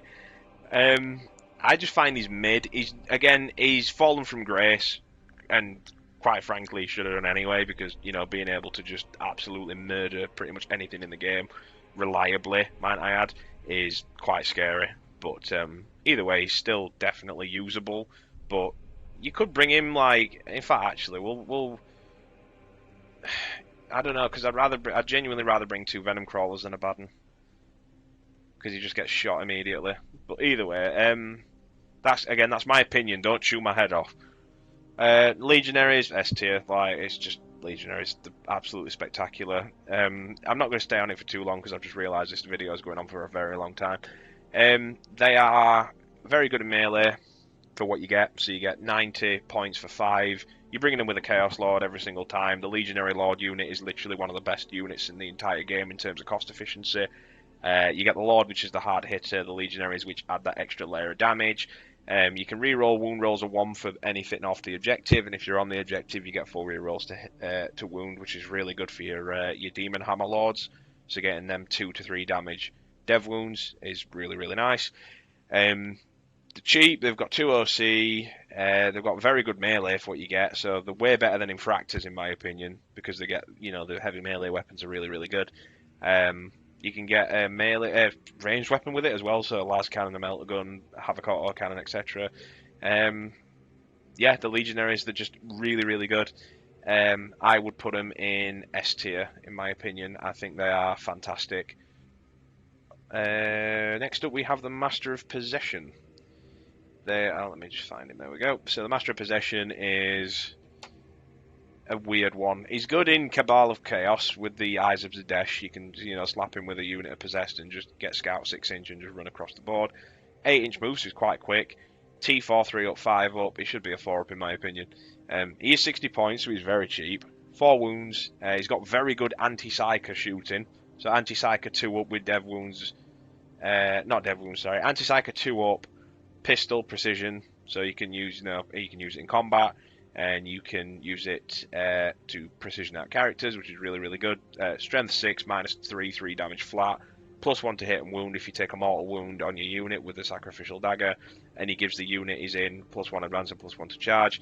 He can lead Nemesis Claw, Legionaries Chosen and Possessed. I do think he is okay for the points cost, but you're not going to see him in any list, so I would probably put him in C tier, maybe even D. He's not bad, he just doesn't do anything. He's just there. But I'll put him in D, at the top of D. He's just not, there's way better units out there that just do what he can do, but better. And the stuff he does do is not remarkable enough to be, worth it. Next up we have Rubric Marines, a personal favourite of mine. They are 5 for 100 and 190 for 10. Each time the model in the unit makes a ranged attack, you can reroll a wound roll of 1. If they are on an objective, if the attack targets a unit which is in range of an objective marker you don't control, you can reroll wound rolls. You also get ignores cover, so most of the shooting on the guns, so 24 inch, strength 4, -2, 1 damage, ignores cover, that shreds crappy infantry. Cultists just die immediately to that. Guardsmen probably die immediately because it's AP2 ignores cover. Even Space Marines are quite concerned with that. That brings them up to a 5 up. And I know it's 1 damage, but that's pretty good. Obviously you get the Soul Reaper Cannon with dev wounds, so that's strength 6 -2 AP, 1 damage flat. 6 shots as well on 24 inch range at 3s. I personally bring them with the Warp Flamers though, so they get 4 Warp Flamers in the unit. Strength 4, -1, 1 damage, ignores cover, torrent, so it's 4d6 shots. Just spray with a flamethrower. They're great in Cabal of Chaos. They are also very, very fun to use in Renegade Raiders as well for the Overwatch threats. You can put them in a Rhino and run around with a flamethrower and just do drive-bys. So because the Rhino is using the the flamers in the Rubric Marine units, you can then use Renegade Raiders, for example, and get AP -2 on your flamethrowers. There are better things to do, but they are still very usable. I normally bring a unit, just, you know, for the sake of having a decent Overwatch threat. That being said, I would put them top of C, I think. No, just below the Mauler Fiend. I think I'd rather bring a Mauler Fiend than Rubric Marines. But again, Rubric Marines are also quite expensive at 100 points. There are better alternatives, but either way. Next up, we have the Traitor Guardsmen. Traitor Guardsmen are very, very good in Chaos Cults because they're a battle line unit in that one. They also get the benefit of cover if they are in range of an objective from any ranged attack, which is nice because they're a 5-up armor save. Usually +1 means they're on a 4-up. They are only T3-1 wounds, so indirect fire will still probably chew through them quite reliably. In addition to that, they do have some actually okay-ish shooting for 70 points, because you can only bring 10 for 70 points. You get your your cultist sniper rifle, so you get one shot, strength 4 strength 4 -2 damage precision with heavy, so if you stand still you're hitting on 3s. 36-inch range, you can potentially actually do quite a lot of damage to a Space Marine if you just bring a shitload of them. In cultists, for example, Chaos Cults, you can just bring 6 of them and just snipe Space Marine captains out, or any kind of thing out, to be fair.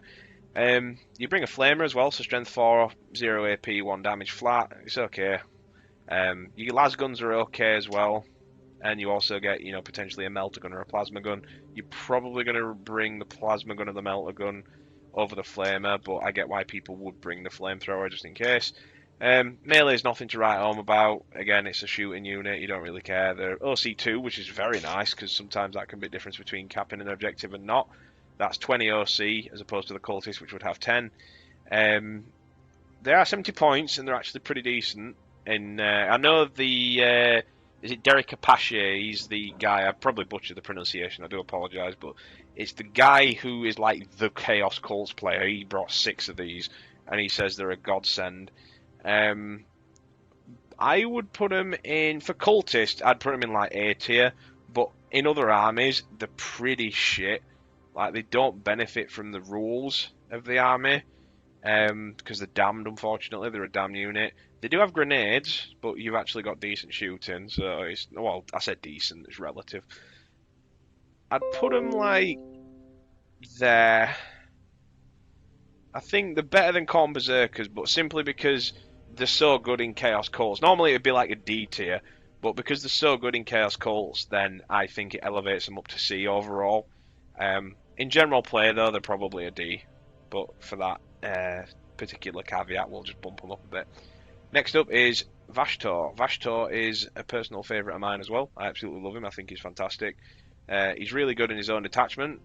So Soulforged Warpack, so he gets the 3-inch low knot, which is very good because he's a big unit. He also has Deep Strike.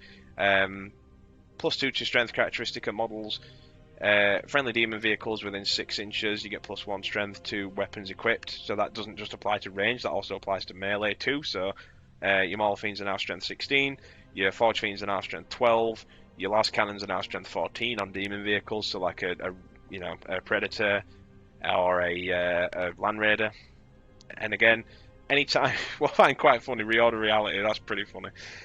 Each time an enemy unit within 18 inches of the model targets him, subtract 1 from the hit roll, and until the end of the phase, they have hazardous. So not only, you know, they think, oh yeah, we'll fire a couple of shots into him and might, you know, take a few wounds off. You might lose a couple of models doing that, so be very careful, which is quite funny, actually. He's 12-inch move, so he's actually surprisingly fast. T10, so he's reasonably tough. 2 up, 4 up, 14 wounds, 3 OC, 6 up leadership. His melee is actually pretty scary. So his flame is okay too. It's anti-vehicle, 4 up, torrent, strength 5 -2, 1 damage. Again, it's an anti-vehicle flamer. It's fairly straightforward. The big thing is his melee. Like I said here, we'll go through the weaker one first. So it's his sweep attack. So it's anti-vehicle, 4 up, devastating wounds on both of them. The strike is strength 14 -3, 3 damage flat, which is absolutely crazy. Because that, well, let's put it this way, I'm going to just do a comparison. So we'll do the sweep profile, which is 12 attacks, strength 2, 8, strength 8 -1, 2 damage, into a vehicle. So let me just get 12 dice. He is. I can't overstate enough how fucking good he is. So he's hitting on 2s. So that's 3 misses, but he has Dark Pacted, so we'll go sustain. So he is missed once. So that is 12 attacks that have been thrown, and he's missed 1. 11 wounding on 4s because it's anti-vehicle 4 up. And it's dev wounds as well, so it's 2, 4, 6, 8, 10, 12, 14, 16. So he's just done 16 dev wounds with a sweep profile, whereas with his regular profile, which I don't think he's going to beat actually in all honesty, because that was a lot of dev wounds, hitting on 2s. He got 3 6s, wow, okay, so that is an extra 3 hits. Wounded on, I assume 3s, but because it's 4 ups, you know, we need 4s for dev wounds basically. So that is 2 3s. We'll take the failed out. So that is 3, 6, 9, 12, and another fail. So he's already done 12 dev wounds to it. These are at -3, so we'll say 5 or 6s. Failed both, so that's a 4 and a 2. That is 3, 6, 9, 12, 30. I can't count. 3, 6, 9, 12, 15, 18. So he's done 18 dev wounds to a vehicle. I don't need to tell you how good that is. He's just deleted a Land Raider in 1 hit. He's 175 points. He's got the fly keyword, so he can get places where he needs to be. He's good in Renegade Raiders, because he's quick. He's just a better Demon Prince, if you ask me. I genuinely think he's just way better as a Demon. He's just objectively better than the Demon Prince. He's also a much cooler model. He can't be ran with enhancements because he's an epic hero, unfortunately. The low knot thing does help him out, because if he's stood next to a demon vehicle, he can just go, yep, you can't shoot me, bye. Yeah, I honestly rate him. I think he's super, super good. I would put him, and I'm going to stare a lot of heads here, I'm going to move the Forge Fiend up to 8 here. And I'm going to put it above the, just above the Land Raider. And I'm going to put Vashtorr in A tier, because I think Vashtorr is... Would I have him or a Lord Discordant? He's more expensive, but he does hit a lot harder. It depends on your list. So, like, Lord Discordant's probably good in like a majority of lists, whereas Vashtorr is just good on his own, but he's exceptional in certain lists. So, like, Soulforge Warpack, you get, you know, a ridiculous amount of stuff in addition to the +2 strength. In Vex, he's actually really good because he gets 4 rolls to hit. He also gives your vehicles +2 to their strength characteristic as well. But that's demon vehicles. But again, demon vehicles, you'd only be able to use it on, I think it's like, literally just Forge Fiends. Forge Fiends, Defilers, Helldrakes, Mauler Fiends, Venom Crawlers. Again, he's better in Soulforge Warpack, but yeah, he's still really good though. I really rate him. Next up, Warpsmith. Warpsmiths are alright. They're very good in Soulforge Warpack with a Tempting Addendum. So giving them that ability to just go, yep, here's you know, full rerolls to hit on everything, which is really, really good. He is cheap, so he's only 70 points. He can be run with Havocs, which I think is a bit strange. Chosen, the Legionaries, and Nemesis Claw. You're bringing him on his own. If he's within 3 inches of a Heretic Astartes vehicle, he gets low knot, which is very nice. It helps him survive. He has a 2-up armor save with no invul, 6-inch move. Melee's okay. Strength 6 -2, 2 damage, hitting on 3s, 4 attacks each. Command phase, he can be within 3 inches of a model. Friendly Heretic Astartes vehicle model gains up to D3 lost wounds and then gets +1 to hit until the next command phase, which is again nice. So Forge Fiends hitting on 2s. Predators hitting on 2s, even Land Raiders if you're ballsy enough to bring a Land Raider with a Warpsmith just tagging along. And at the end of the movement phase, select one enemy vehicle unit within 12 inches of the model. The unit must take a battle shock test. You're never going to do that, but if it helps, then well, it's there. Overall, he's very bad in a majority of detachments because he literally just doesn't need to be used. He's just 70 points. You can just save that and get something else. Economically speaking, though, if in like lists like Soulforge Warpack, he's actually like an auto include. Even in Cabal Chaos, he's actually pretty good with Touched by the Warp. You can put him next to a Psyker unit and just get a shitload of. You can turn him into a Psyker and just keep him next to like a castle of, Forge Fiends or Predators, and you just absolutely destroy whatever's near you. For the sake of argument, though, I would put him in C tier. I think otherwise he'd be put in like low D, but because he's so good in Soulforge Warpack, I'm going to bump him up. Similar justification for the Traitor Guardsmen, in my opinion, because Traitor Guardsmen are so good in Chaos Cults. You can probably put them in A tier for that particular detachment, whereas normally they're pretty bad. Same applies to the Warpsmith, except it's Soulforge Warpack. Bikers. Bikers are a really good unit. I have a lot of respect for Bikers. They are very tough for what you get. So they're a very points efficient unit. So they're 70 points. You get 3 models. 130, you get 6. You're probably just going to bring the 3 though. You get outmaneuver. So their data sheet ability is trash in my opinion. It's just really bad. Well, not really bad. It's just underwhelming, and I think I say that because the original data sheet ability were way better. Having the ability to get +1 strength when you charge, okay. Like, you go in strength 9, strength 5 maybe. Like, it's such a weird break point, but whatever. You can reroll your leadership tests as well for dark packs, which is nice. 12-inch move, so you're quick. Toughness 5, so decently durable. 3 wounds each, 3 up armor save. You get your melter guns, you get plasma guns, and you get the guy with the power fist. They're very good skirmishing units. Like Bikers are incredibly useful. Very good in Renegade Raiders, so being able to get on an objective and just do a shitload of harassment. I also think that they have got better move blocking because they've got oval bases, so it covers a lot more surface area. Again, Bikers are just a good unit to just run into something, tie it up, potentially score an objective, get somewhere where you need to be. They're just a great unit, in all honesty. I would genuinely put them in like low A. I'm probably overselling them, but like I think Bikers are exceptional. Like if you use a unit of Bikers, or even 2 units of Bikers, you're gonna get a lot more out of it than you think you will do. Because like it's 70 points, so you can bring either a Warpsmith or a Traitor Guardsman squad. You bring in the Bikers more often than not. If it's Soulforge Warpack, probably the what you call it, Warpsmith. Whereas if it's Traitor Guard, you're probably going to be bringing him in cultists. But for every other detachment, Chaos Bikers every single day. Like they're just way better. And also they get -1 to wound from the Spellhammer Siege hosts. Potentially spiking on Mark of Khorne, for example, where you can run Mark of Khorne with these guys and just charge them in. You get the 5-ups. Re-rolling if you fail the leadership test.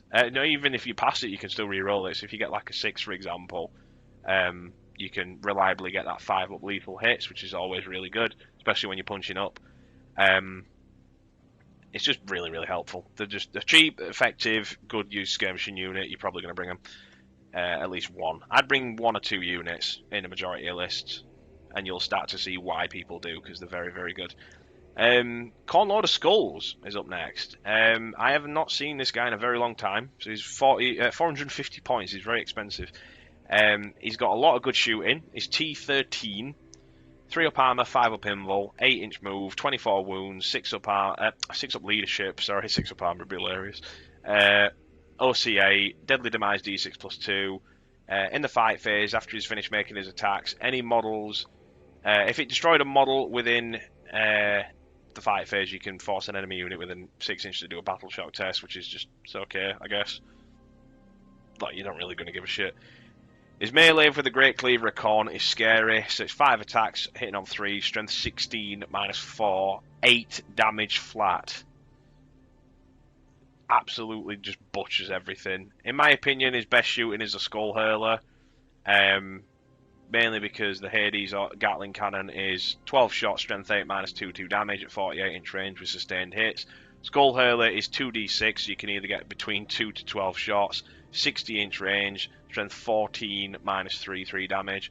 I would probably go for the Skull Hurler more often than not, because it's better into 3 wound infantry. Again, -1 to wound if you're shooting it in from range and Fellhammer. Your Mark of Khorne, so you get lethals on a 5-up, which who gives a shit? You're like strength 14 on average, which is just crazy. Again, you do get the problem of he is huge, so you are essentially dedicating a quarter of your army to this one guy. And he's T13, he's very tanky, but he will get nuked down immediately by like death wounds and stuff if your opponent's got ample. If not, your opponent just loses. Khorne Lord of Skulls, in my opinion, he is very niche, but he's also very fun. I would put him in like C tier. He's good for like casual games, but if you want to be absolutely based and just bring him in like a competitive game, no one's going to say no. Just going to do a couple of quick fire ones while we're here, because the video's gone on long enough. F tier, we're going to go for the Traitor Enforcer. He just doesn't do anything for his unit. He's absolutely garbage, and he costs like, what, 60 points? He's trash. Let me just get him on quickly. Let me see his points cost. It's 55 points. Yeah, he's still absolutely garbage. Cypher, S tier. He's just incredibly good for lone op, so he can do actions. His shooting's very good now. He also gets the Vectora, where if he's within 12 inches of an enemy unit and they're targeted for a stratagem, you have to add +1 to the strat, which is very good. So even if you're up against Mirror Match Chaos and they use the Lord of Chaos ability, you can counter that out, which is potentially really good. And obviously, you know, if you shoot something near him within 3 inches and he's in range, he can shoot them with his pistols, which is actually pretty good. He's only 90 points. You're bringing him in every list. In my opinion, Cypher is a very like auto-include. In my opinion, he is exceptionally good. We'll go for the Traitor, Flight of Cultist Firebrand, F tier, trash.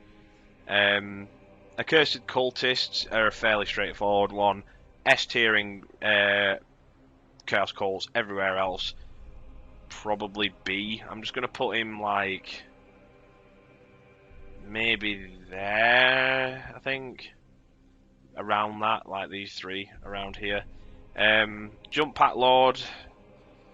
He's really good in the Nightmare Hunt detachment. He's very, very good in that detachment.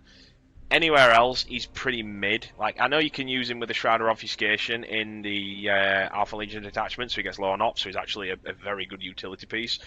But I find it funny how he's only good in the worst detachments. So while the Alpha Legion detachment and the what you call it, the Nightmare Hunt detachment, or Nightmare Hunt, sorry, are really, really good. Really, really bad. He's very, very good in them.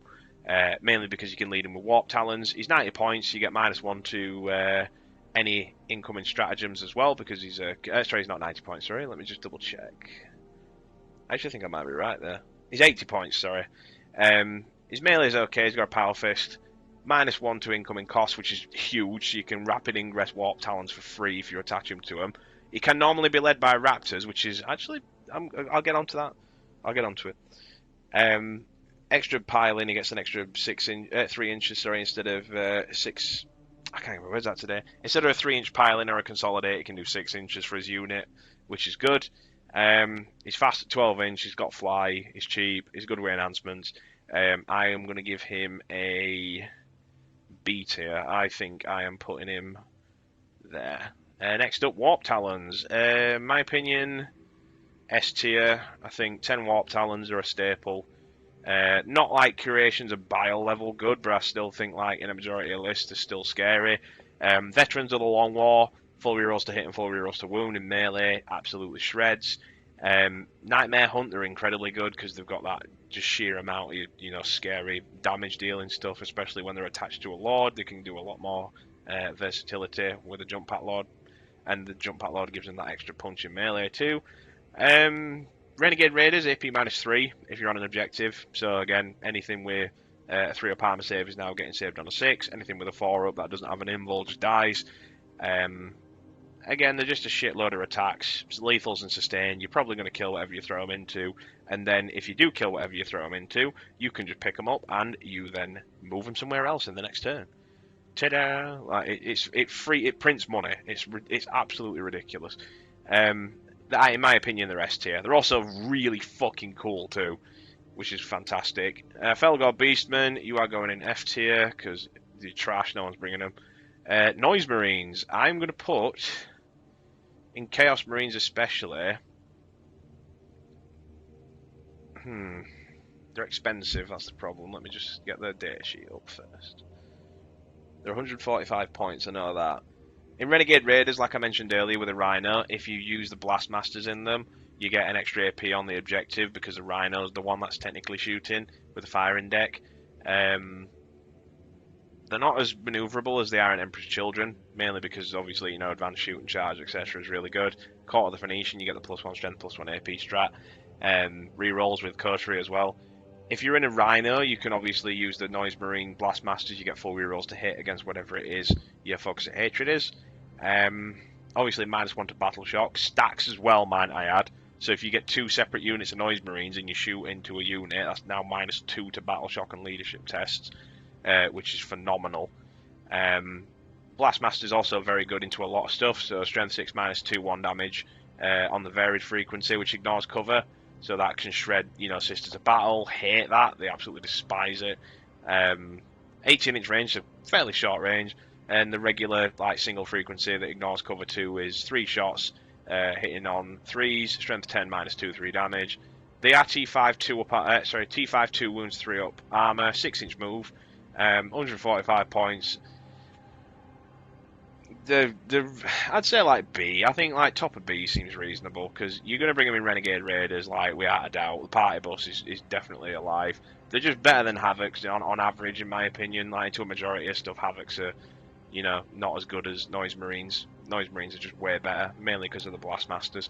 They also have pretty good shooting from the rest of the unit too, so if you disembark them and you just shoot the Sonic Blasters, you might be able to kill a Marine or two. But yeah. Next up, the Lord. S tier. Lord is an S tier. He's not included, in my opinion, in the majority list. Perfect chassis for most enhancements. -1 to command point cost. Very, very good melee. So, for example, creations of bile. You get Prime Test Subject. He is expensive, but then you get 4 rerolls to hit. 4 damage flat on your melee. And obviously you get, you know, your dev wounds as well with a Legionary squad, so you could potentially get 4 rerolls to hit, 4 rerolls to wound at 4 damage at hit when you pop your Transfer Glory. Your Pat Down Zealots as well. He's also very good in that. With Slanesh, you get the +1 to your you get sustained hits on a 5-up, which is really good. Get as many as you can, and then obviously just fish for 6s and try and get the hit. Very good in Veterans of Long War, so the -1 to stratagem cost is really good because there's some 2 command point cost stratagems in there. Mechanism 1 is also really helpful and not absolutely, you know, spine breaking when it comes to managing your command points. Very good for the Mark of Abaddon, I think it's called, the one where it allows him to get 5s against crits on 5s against the what's it called? The Focus of Hatred. I think it's War Master's Gift. That's the one. Very good in Deceptors because he can obviously switch his datasheet and give the ability to a different unit with Soul Link. Renegade Raiders, AP -4 on your Demon Hammer, or AP 3 if you're not using your what's it called, your birthday ability, your Chance for Glory. Pat Down as well. You also need to mention that he also gets the potential to use this stratagem, which I think is really, really funny. Eye of the Gods, where if he kills something, if the character unit destroys an enemy unit, you get +1 move, +1 toughness, and +1 wound, and you get +1 strength, +1 attack, strength, and damage. So if you kill a unit, you now toughness 5, you move 7 inches, you now I think 6 wounds, because he's got 5 wounds. You now have 6 attacks, strength 9, -2, 3 damage flat, and that's after you kill a unit. So if you kill a unit and then you pop this and then you go for your birthday, you're now hitting strength 10, -3 AP, 5 damage flat. No, 4 damage flat, sorry. And you're also, you know, tougher and you move quicker. But yeah, S tier without a doubt. Master of Executions, we're going to put in B. I think he's okay to have. He's alright if you need precision, like with a lot of characters around. If you throw him at a unit, you can actually do quite a lot of damage. He does have very good melee, so I think it's like, what, 6 attack, strength 7, -2, 2. Sorry, 5 attacks, yes. 5 attacks, hitting on 2, strength 7, -2, 2 damage. Dev wounds and precision, so again, into like Marines, you just shred them. You get full rerolls to hit for your unit if it's attached to a unit as well, so it can be attached to Chosen, Legionaries, and Nemesis Claw. Pretty good for enhancements as well. If you've got like a couple of points spare and you don't have a Lord in that has an available enhancement, you can give him one of them to attach to the unit. He is 80 points, so he's quite expensive. You probably want to bring a Lord instead. You get full rerolls to hit if the enemy you're attacking in melee has less than starting strength, and if it's below half strength, then you get full rerolls to wound on top of that as well. So more often than not, you're going to be taking out your character, and you'll get a command point back for killing one with Trophy Taker. Overall, I'd say like B tier. Next up, Terminators. I love Terminators. I think Terminators are very fun. I don't think they're particularly viable as they used to be. I think Chosen have subterfuged and done some shit and taken that role off them. But I do think Terminators are fun. They've got very good melee, decent shooting, rerolls to hit in melee and ranged because of their despoiler's ability. T5, 2 up armor, 4 up invul, 3 wounds. 180 points for 5, so very expensive, and if for 10 it's 360. Your Terminator bricks are still scary, so in Fellhammer Siege Host, if you've got 10 Terminators with a Terminator Lord with the Bastion plate, you can pop -2 to charge rolls for free, or 5 up feel no pain from shooting. You are -1 to wound, 2 up, 4 up, most of the time you go into your 4 up invul anyway. Because there's a lot of 3 damage weaponry, anytime you fail, most of the time you're probably going to lose a guy, which is unfortunate, but that being said, they are an absolute nightmare to chew through in Fellhammer. In other detachments, like I used to run one where it was Sorcerer and Terminator armor, 10-man unit of Terminators, where you'd have Marcus Lanesh, you would drop down or Rapid Ingress down, advanced shoot and charge, so you'd move, advance, shoot something nearby, and then charge into another unit. Sustained hits on 5s with Power Fist, you're getting an absolute shitload of attacks. Just really, really strong, and overall incredibly potent threat. The problem is they're expensive. A lot of people already know how to play against Terminators, so it's one of the once bitten, twice shy type scenarios. Overall, I would definitely give them I think the B tier. Like they're okay. They're definitely usable. Like in Fellhammer, I'd give them like an A or maybe even an S. But I still think you got to understand it's 180 points. That's like potentially this thing, a Vindicator. Vindicators are only 185. Granted, the Terminators do what they do well, but I just think Chosen are better. Speaking of Vindicator, though, let's get on to that one. So Chaos Vindicator. Vindicator, in my opinion, is A tier. I think the Vindicator is better than the Disruptor because of the high damage you can deal with a strength 14. I think the Forge Fiend, the Disruptor, and the Vindicator are roughly on par with each other. It just depends what you're up against. So if you're up against your big targets, you've got the Vindicator. If you're up against a lot of 3-wound infantry or anything that needs dev wounds put through, you've got your Forge Fiend. If you need, anti-infantry on your tank and you need something that's reasonably durable that infantry usually can't deal with, your Disruptor's the way to go. So your main thing is obviously it's short range, so he's 24 inch, but he's got D6 plus 3 with blast, strength 14, -3 D6 damage. Obviously the D6 is very swingy. He's only 9-inch move, toughness 11, 2 up armor, so he's got +1 to his armor and +1 to toughness, which is nice. 11 wounds, 3 OC, and if he's within engagement range, he can still shoot the Demolisher Cannon outside of it with no penalty, which is very, very nice. Allows him to, because it's a blast weapon, obviously he won't be able to shoot it in engagement range. Being able to reliably get the shots off is fantastic. You do a lot of damage. This is one of them ones where you want to put him on like a line of sight where he covers it, and anytime your enemy infantry just move in, you just shoot the shit out of them. Or any kind of like big monster, you can probably just crack it with this thing. It's absolutely nasty. But yeah, I think 80 is pretty reasonable for it.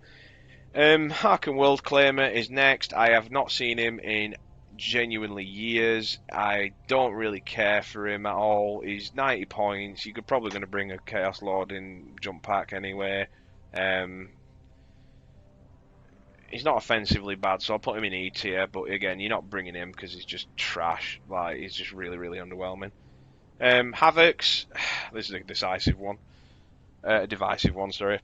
Havocs are fun, and I say that very nicely, because I think Havocs are incredibly just... I can't put it, how do I put it?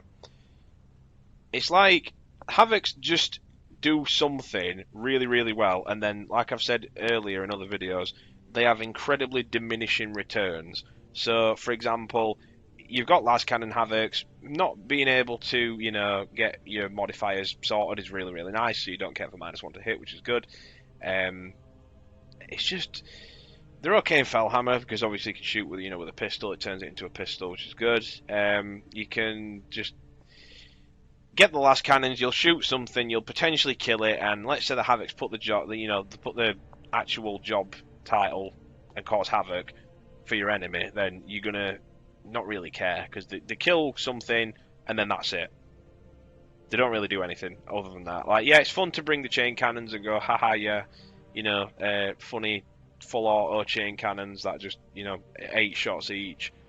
You know, no AP, 1 damage. Oh, yeah, it's funny, I get it. But, like, they're 125 points. If you lose one, you're losing most of your damage. That's a quarter of your damage you're losing. And they are also, like, outclassed by a lot of stuff. So, like, if I have a choice between bringing Havocs and Noise Marines, I'm probably going to bring Noise Marines. You're not bringing Havocs in a Rhino. You're not bringing over 125 points. That's a unit of Chosen. You're bringing a unit of Chosen instead of Havocs. They are fun to use. They're not bad, but I just think they're in a very weird spot.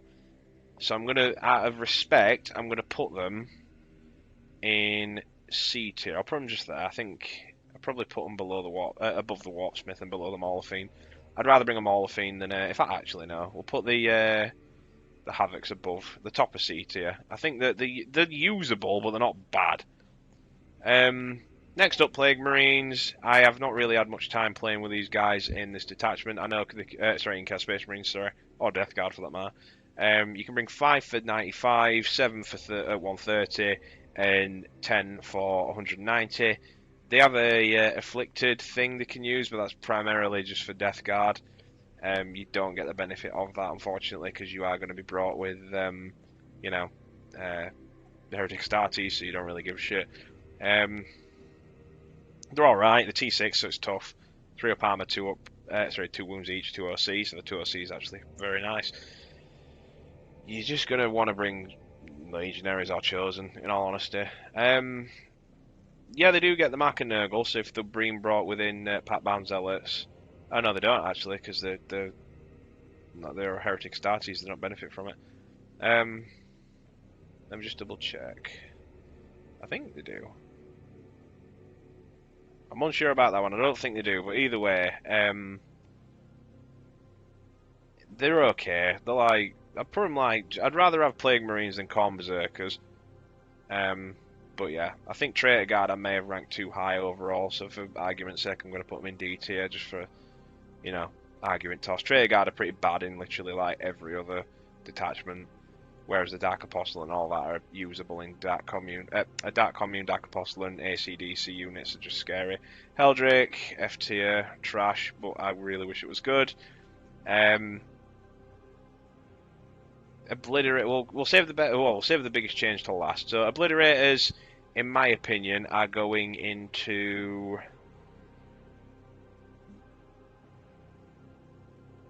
B, like mid to top B. And the reason as to why is because they're very swingy. I really, really don't like using them because they're very swingy, but they do hit hard.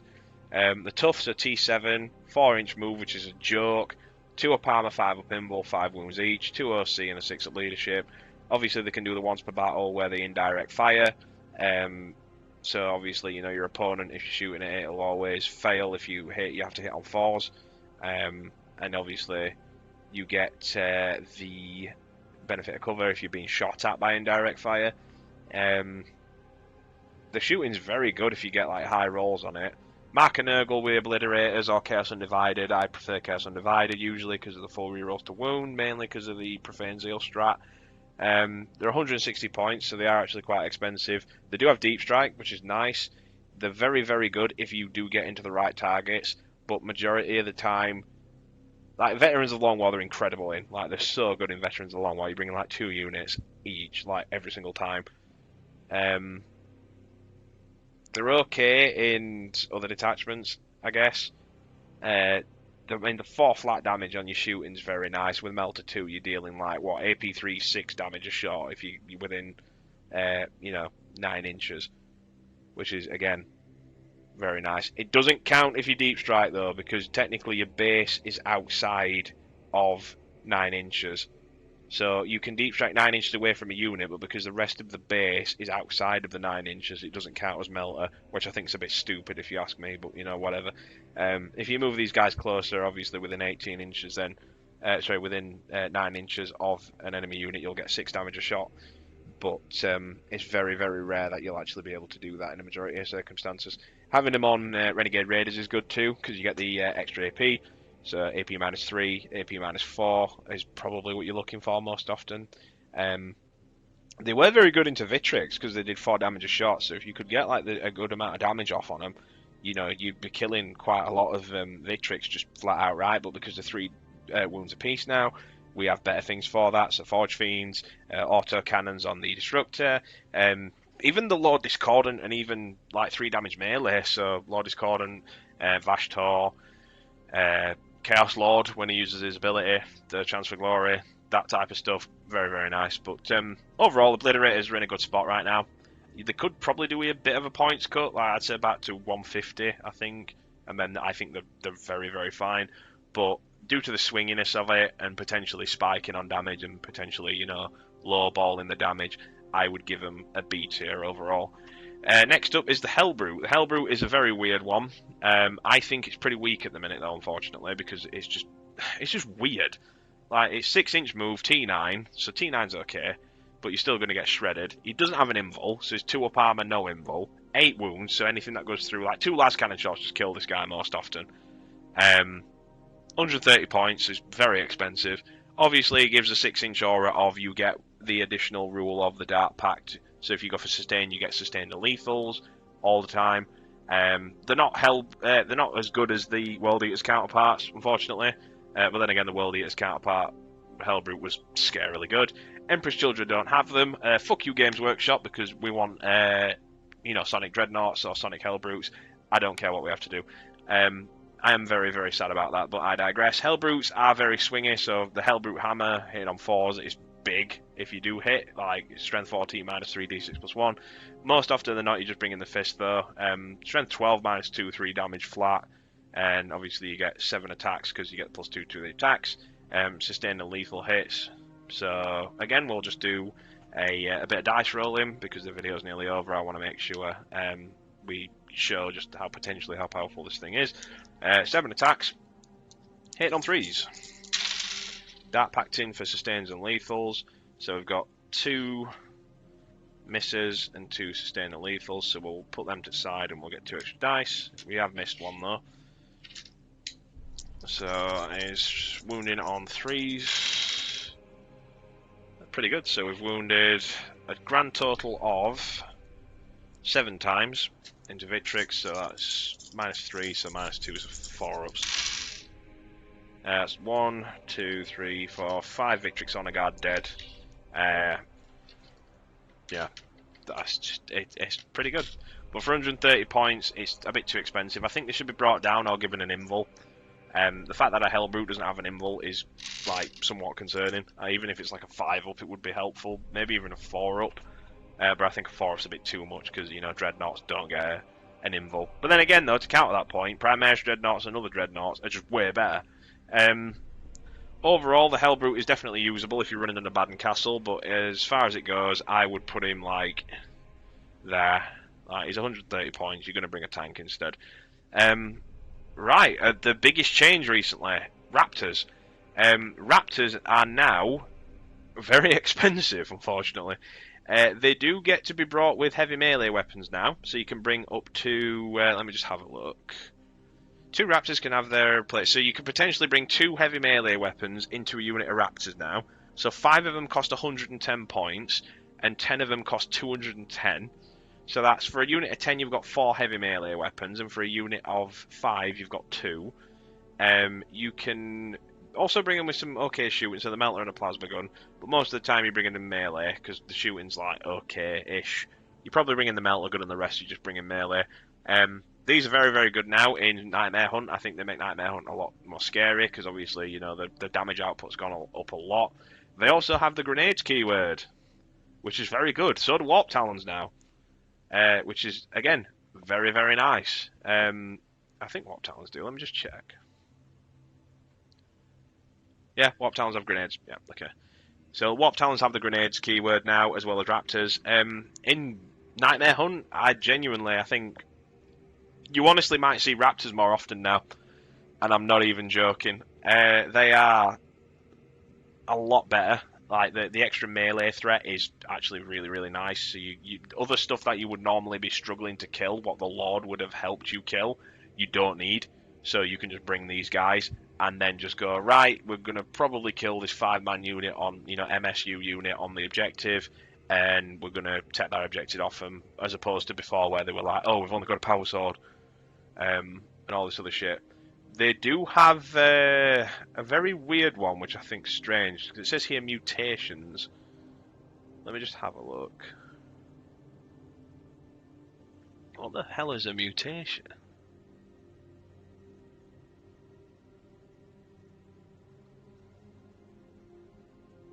For attacks, and it doesn't mention anything about mutations. Every model is equipped with a bolt pistol. Ah, here we go. For every 5 models in this unit, 1 Raptor can replace their chainsword with mutations. So you are bringing 2 with the heavy melee weapons, so that's 2 out of the 5. One of them's been brought with the mutations, which basically turns it into a mini Warp Talon without the rerolls to wound, because it's strength 5 minus 2, 1 damage, which is nice. You're bringing 1 with the melter gun and close combat weapon, and the other one you are bringing just with a plasma gun probably. So that's 2 heavy melee weapons, mutations, melter gun or a plasma gun on both of those 2. Alternatively, you can just bring the chainsword. I would just bring the chainswords personally because it's, you know, that extra damage. Or in a curse weapon actually. I think you can bring in a curse weapon. Oh no, you're bringing the heavy melee weapon. And the plasma pistols too, so you can use that for shooting. Overall though, I think Raptors are very, very good. I would put them based on now, I think they are bottom of A tier. I think you'll probably see them a lot more, mainly because the buffs that they needed, that was spectacular. I think they've done a really good job, like giving them the extra damage, being able to allow them to do the damage that you need them to do reliably, and then just bounce is very, very good. They'll be a lot better for proccing battle shock test too, because more often than not, when they kill something, it'll be below half strength. Force a battle shock at -1 and potentially -2, and then just absolutely shred them. But yeah, that's my tier list done. It's taken 2 hours. I'm gonna go and get a shower and go to bed now because I am tired for talking for 2 hours straight. I want to thank you for watching. If you watched this far, please subscribe if you feel like my content's worth your patronage, and always remember, wherever you are, praise the dark gods. Cheers, guys.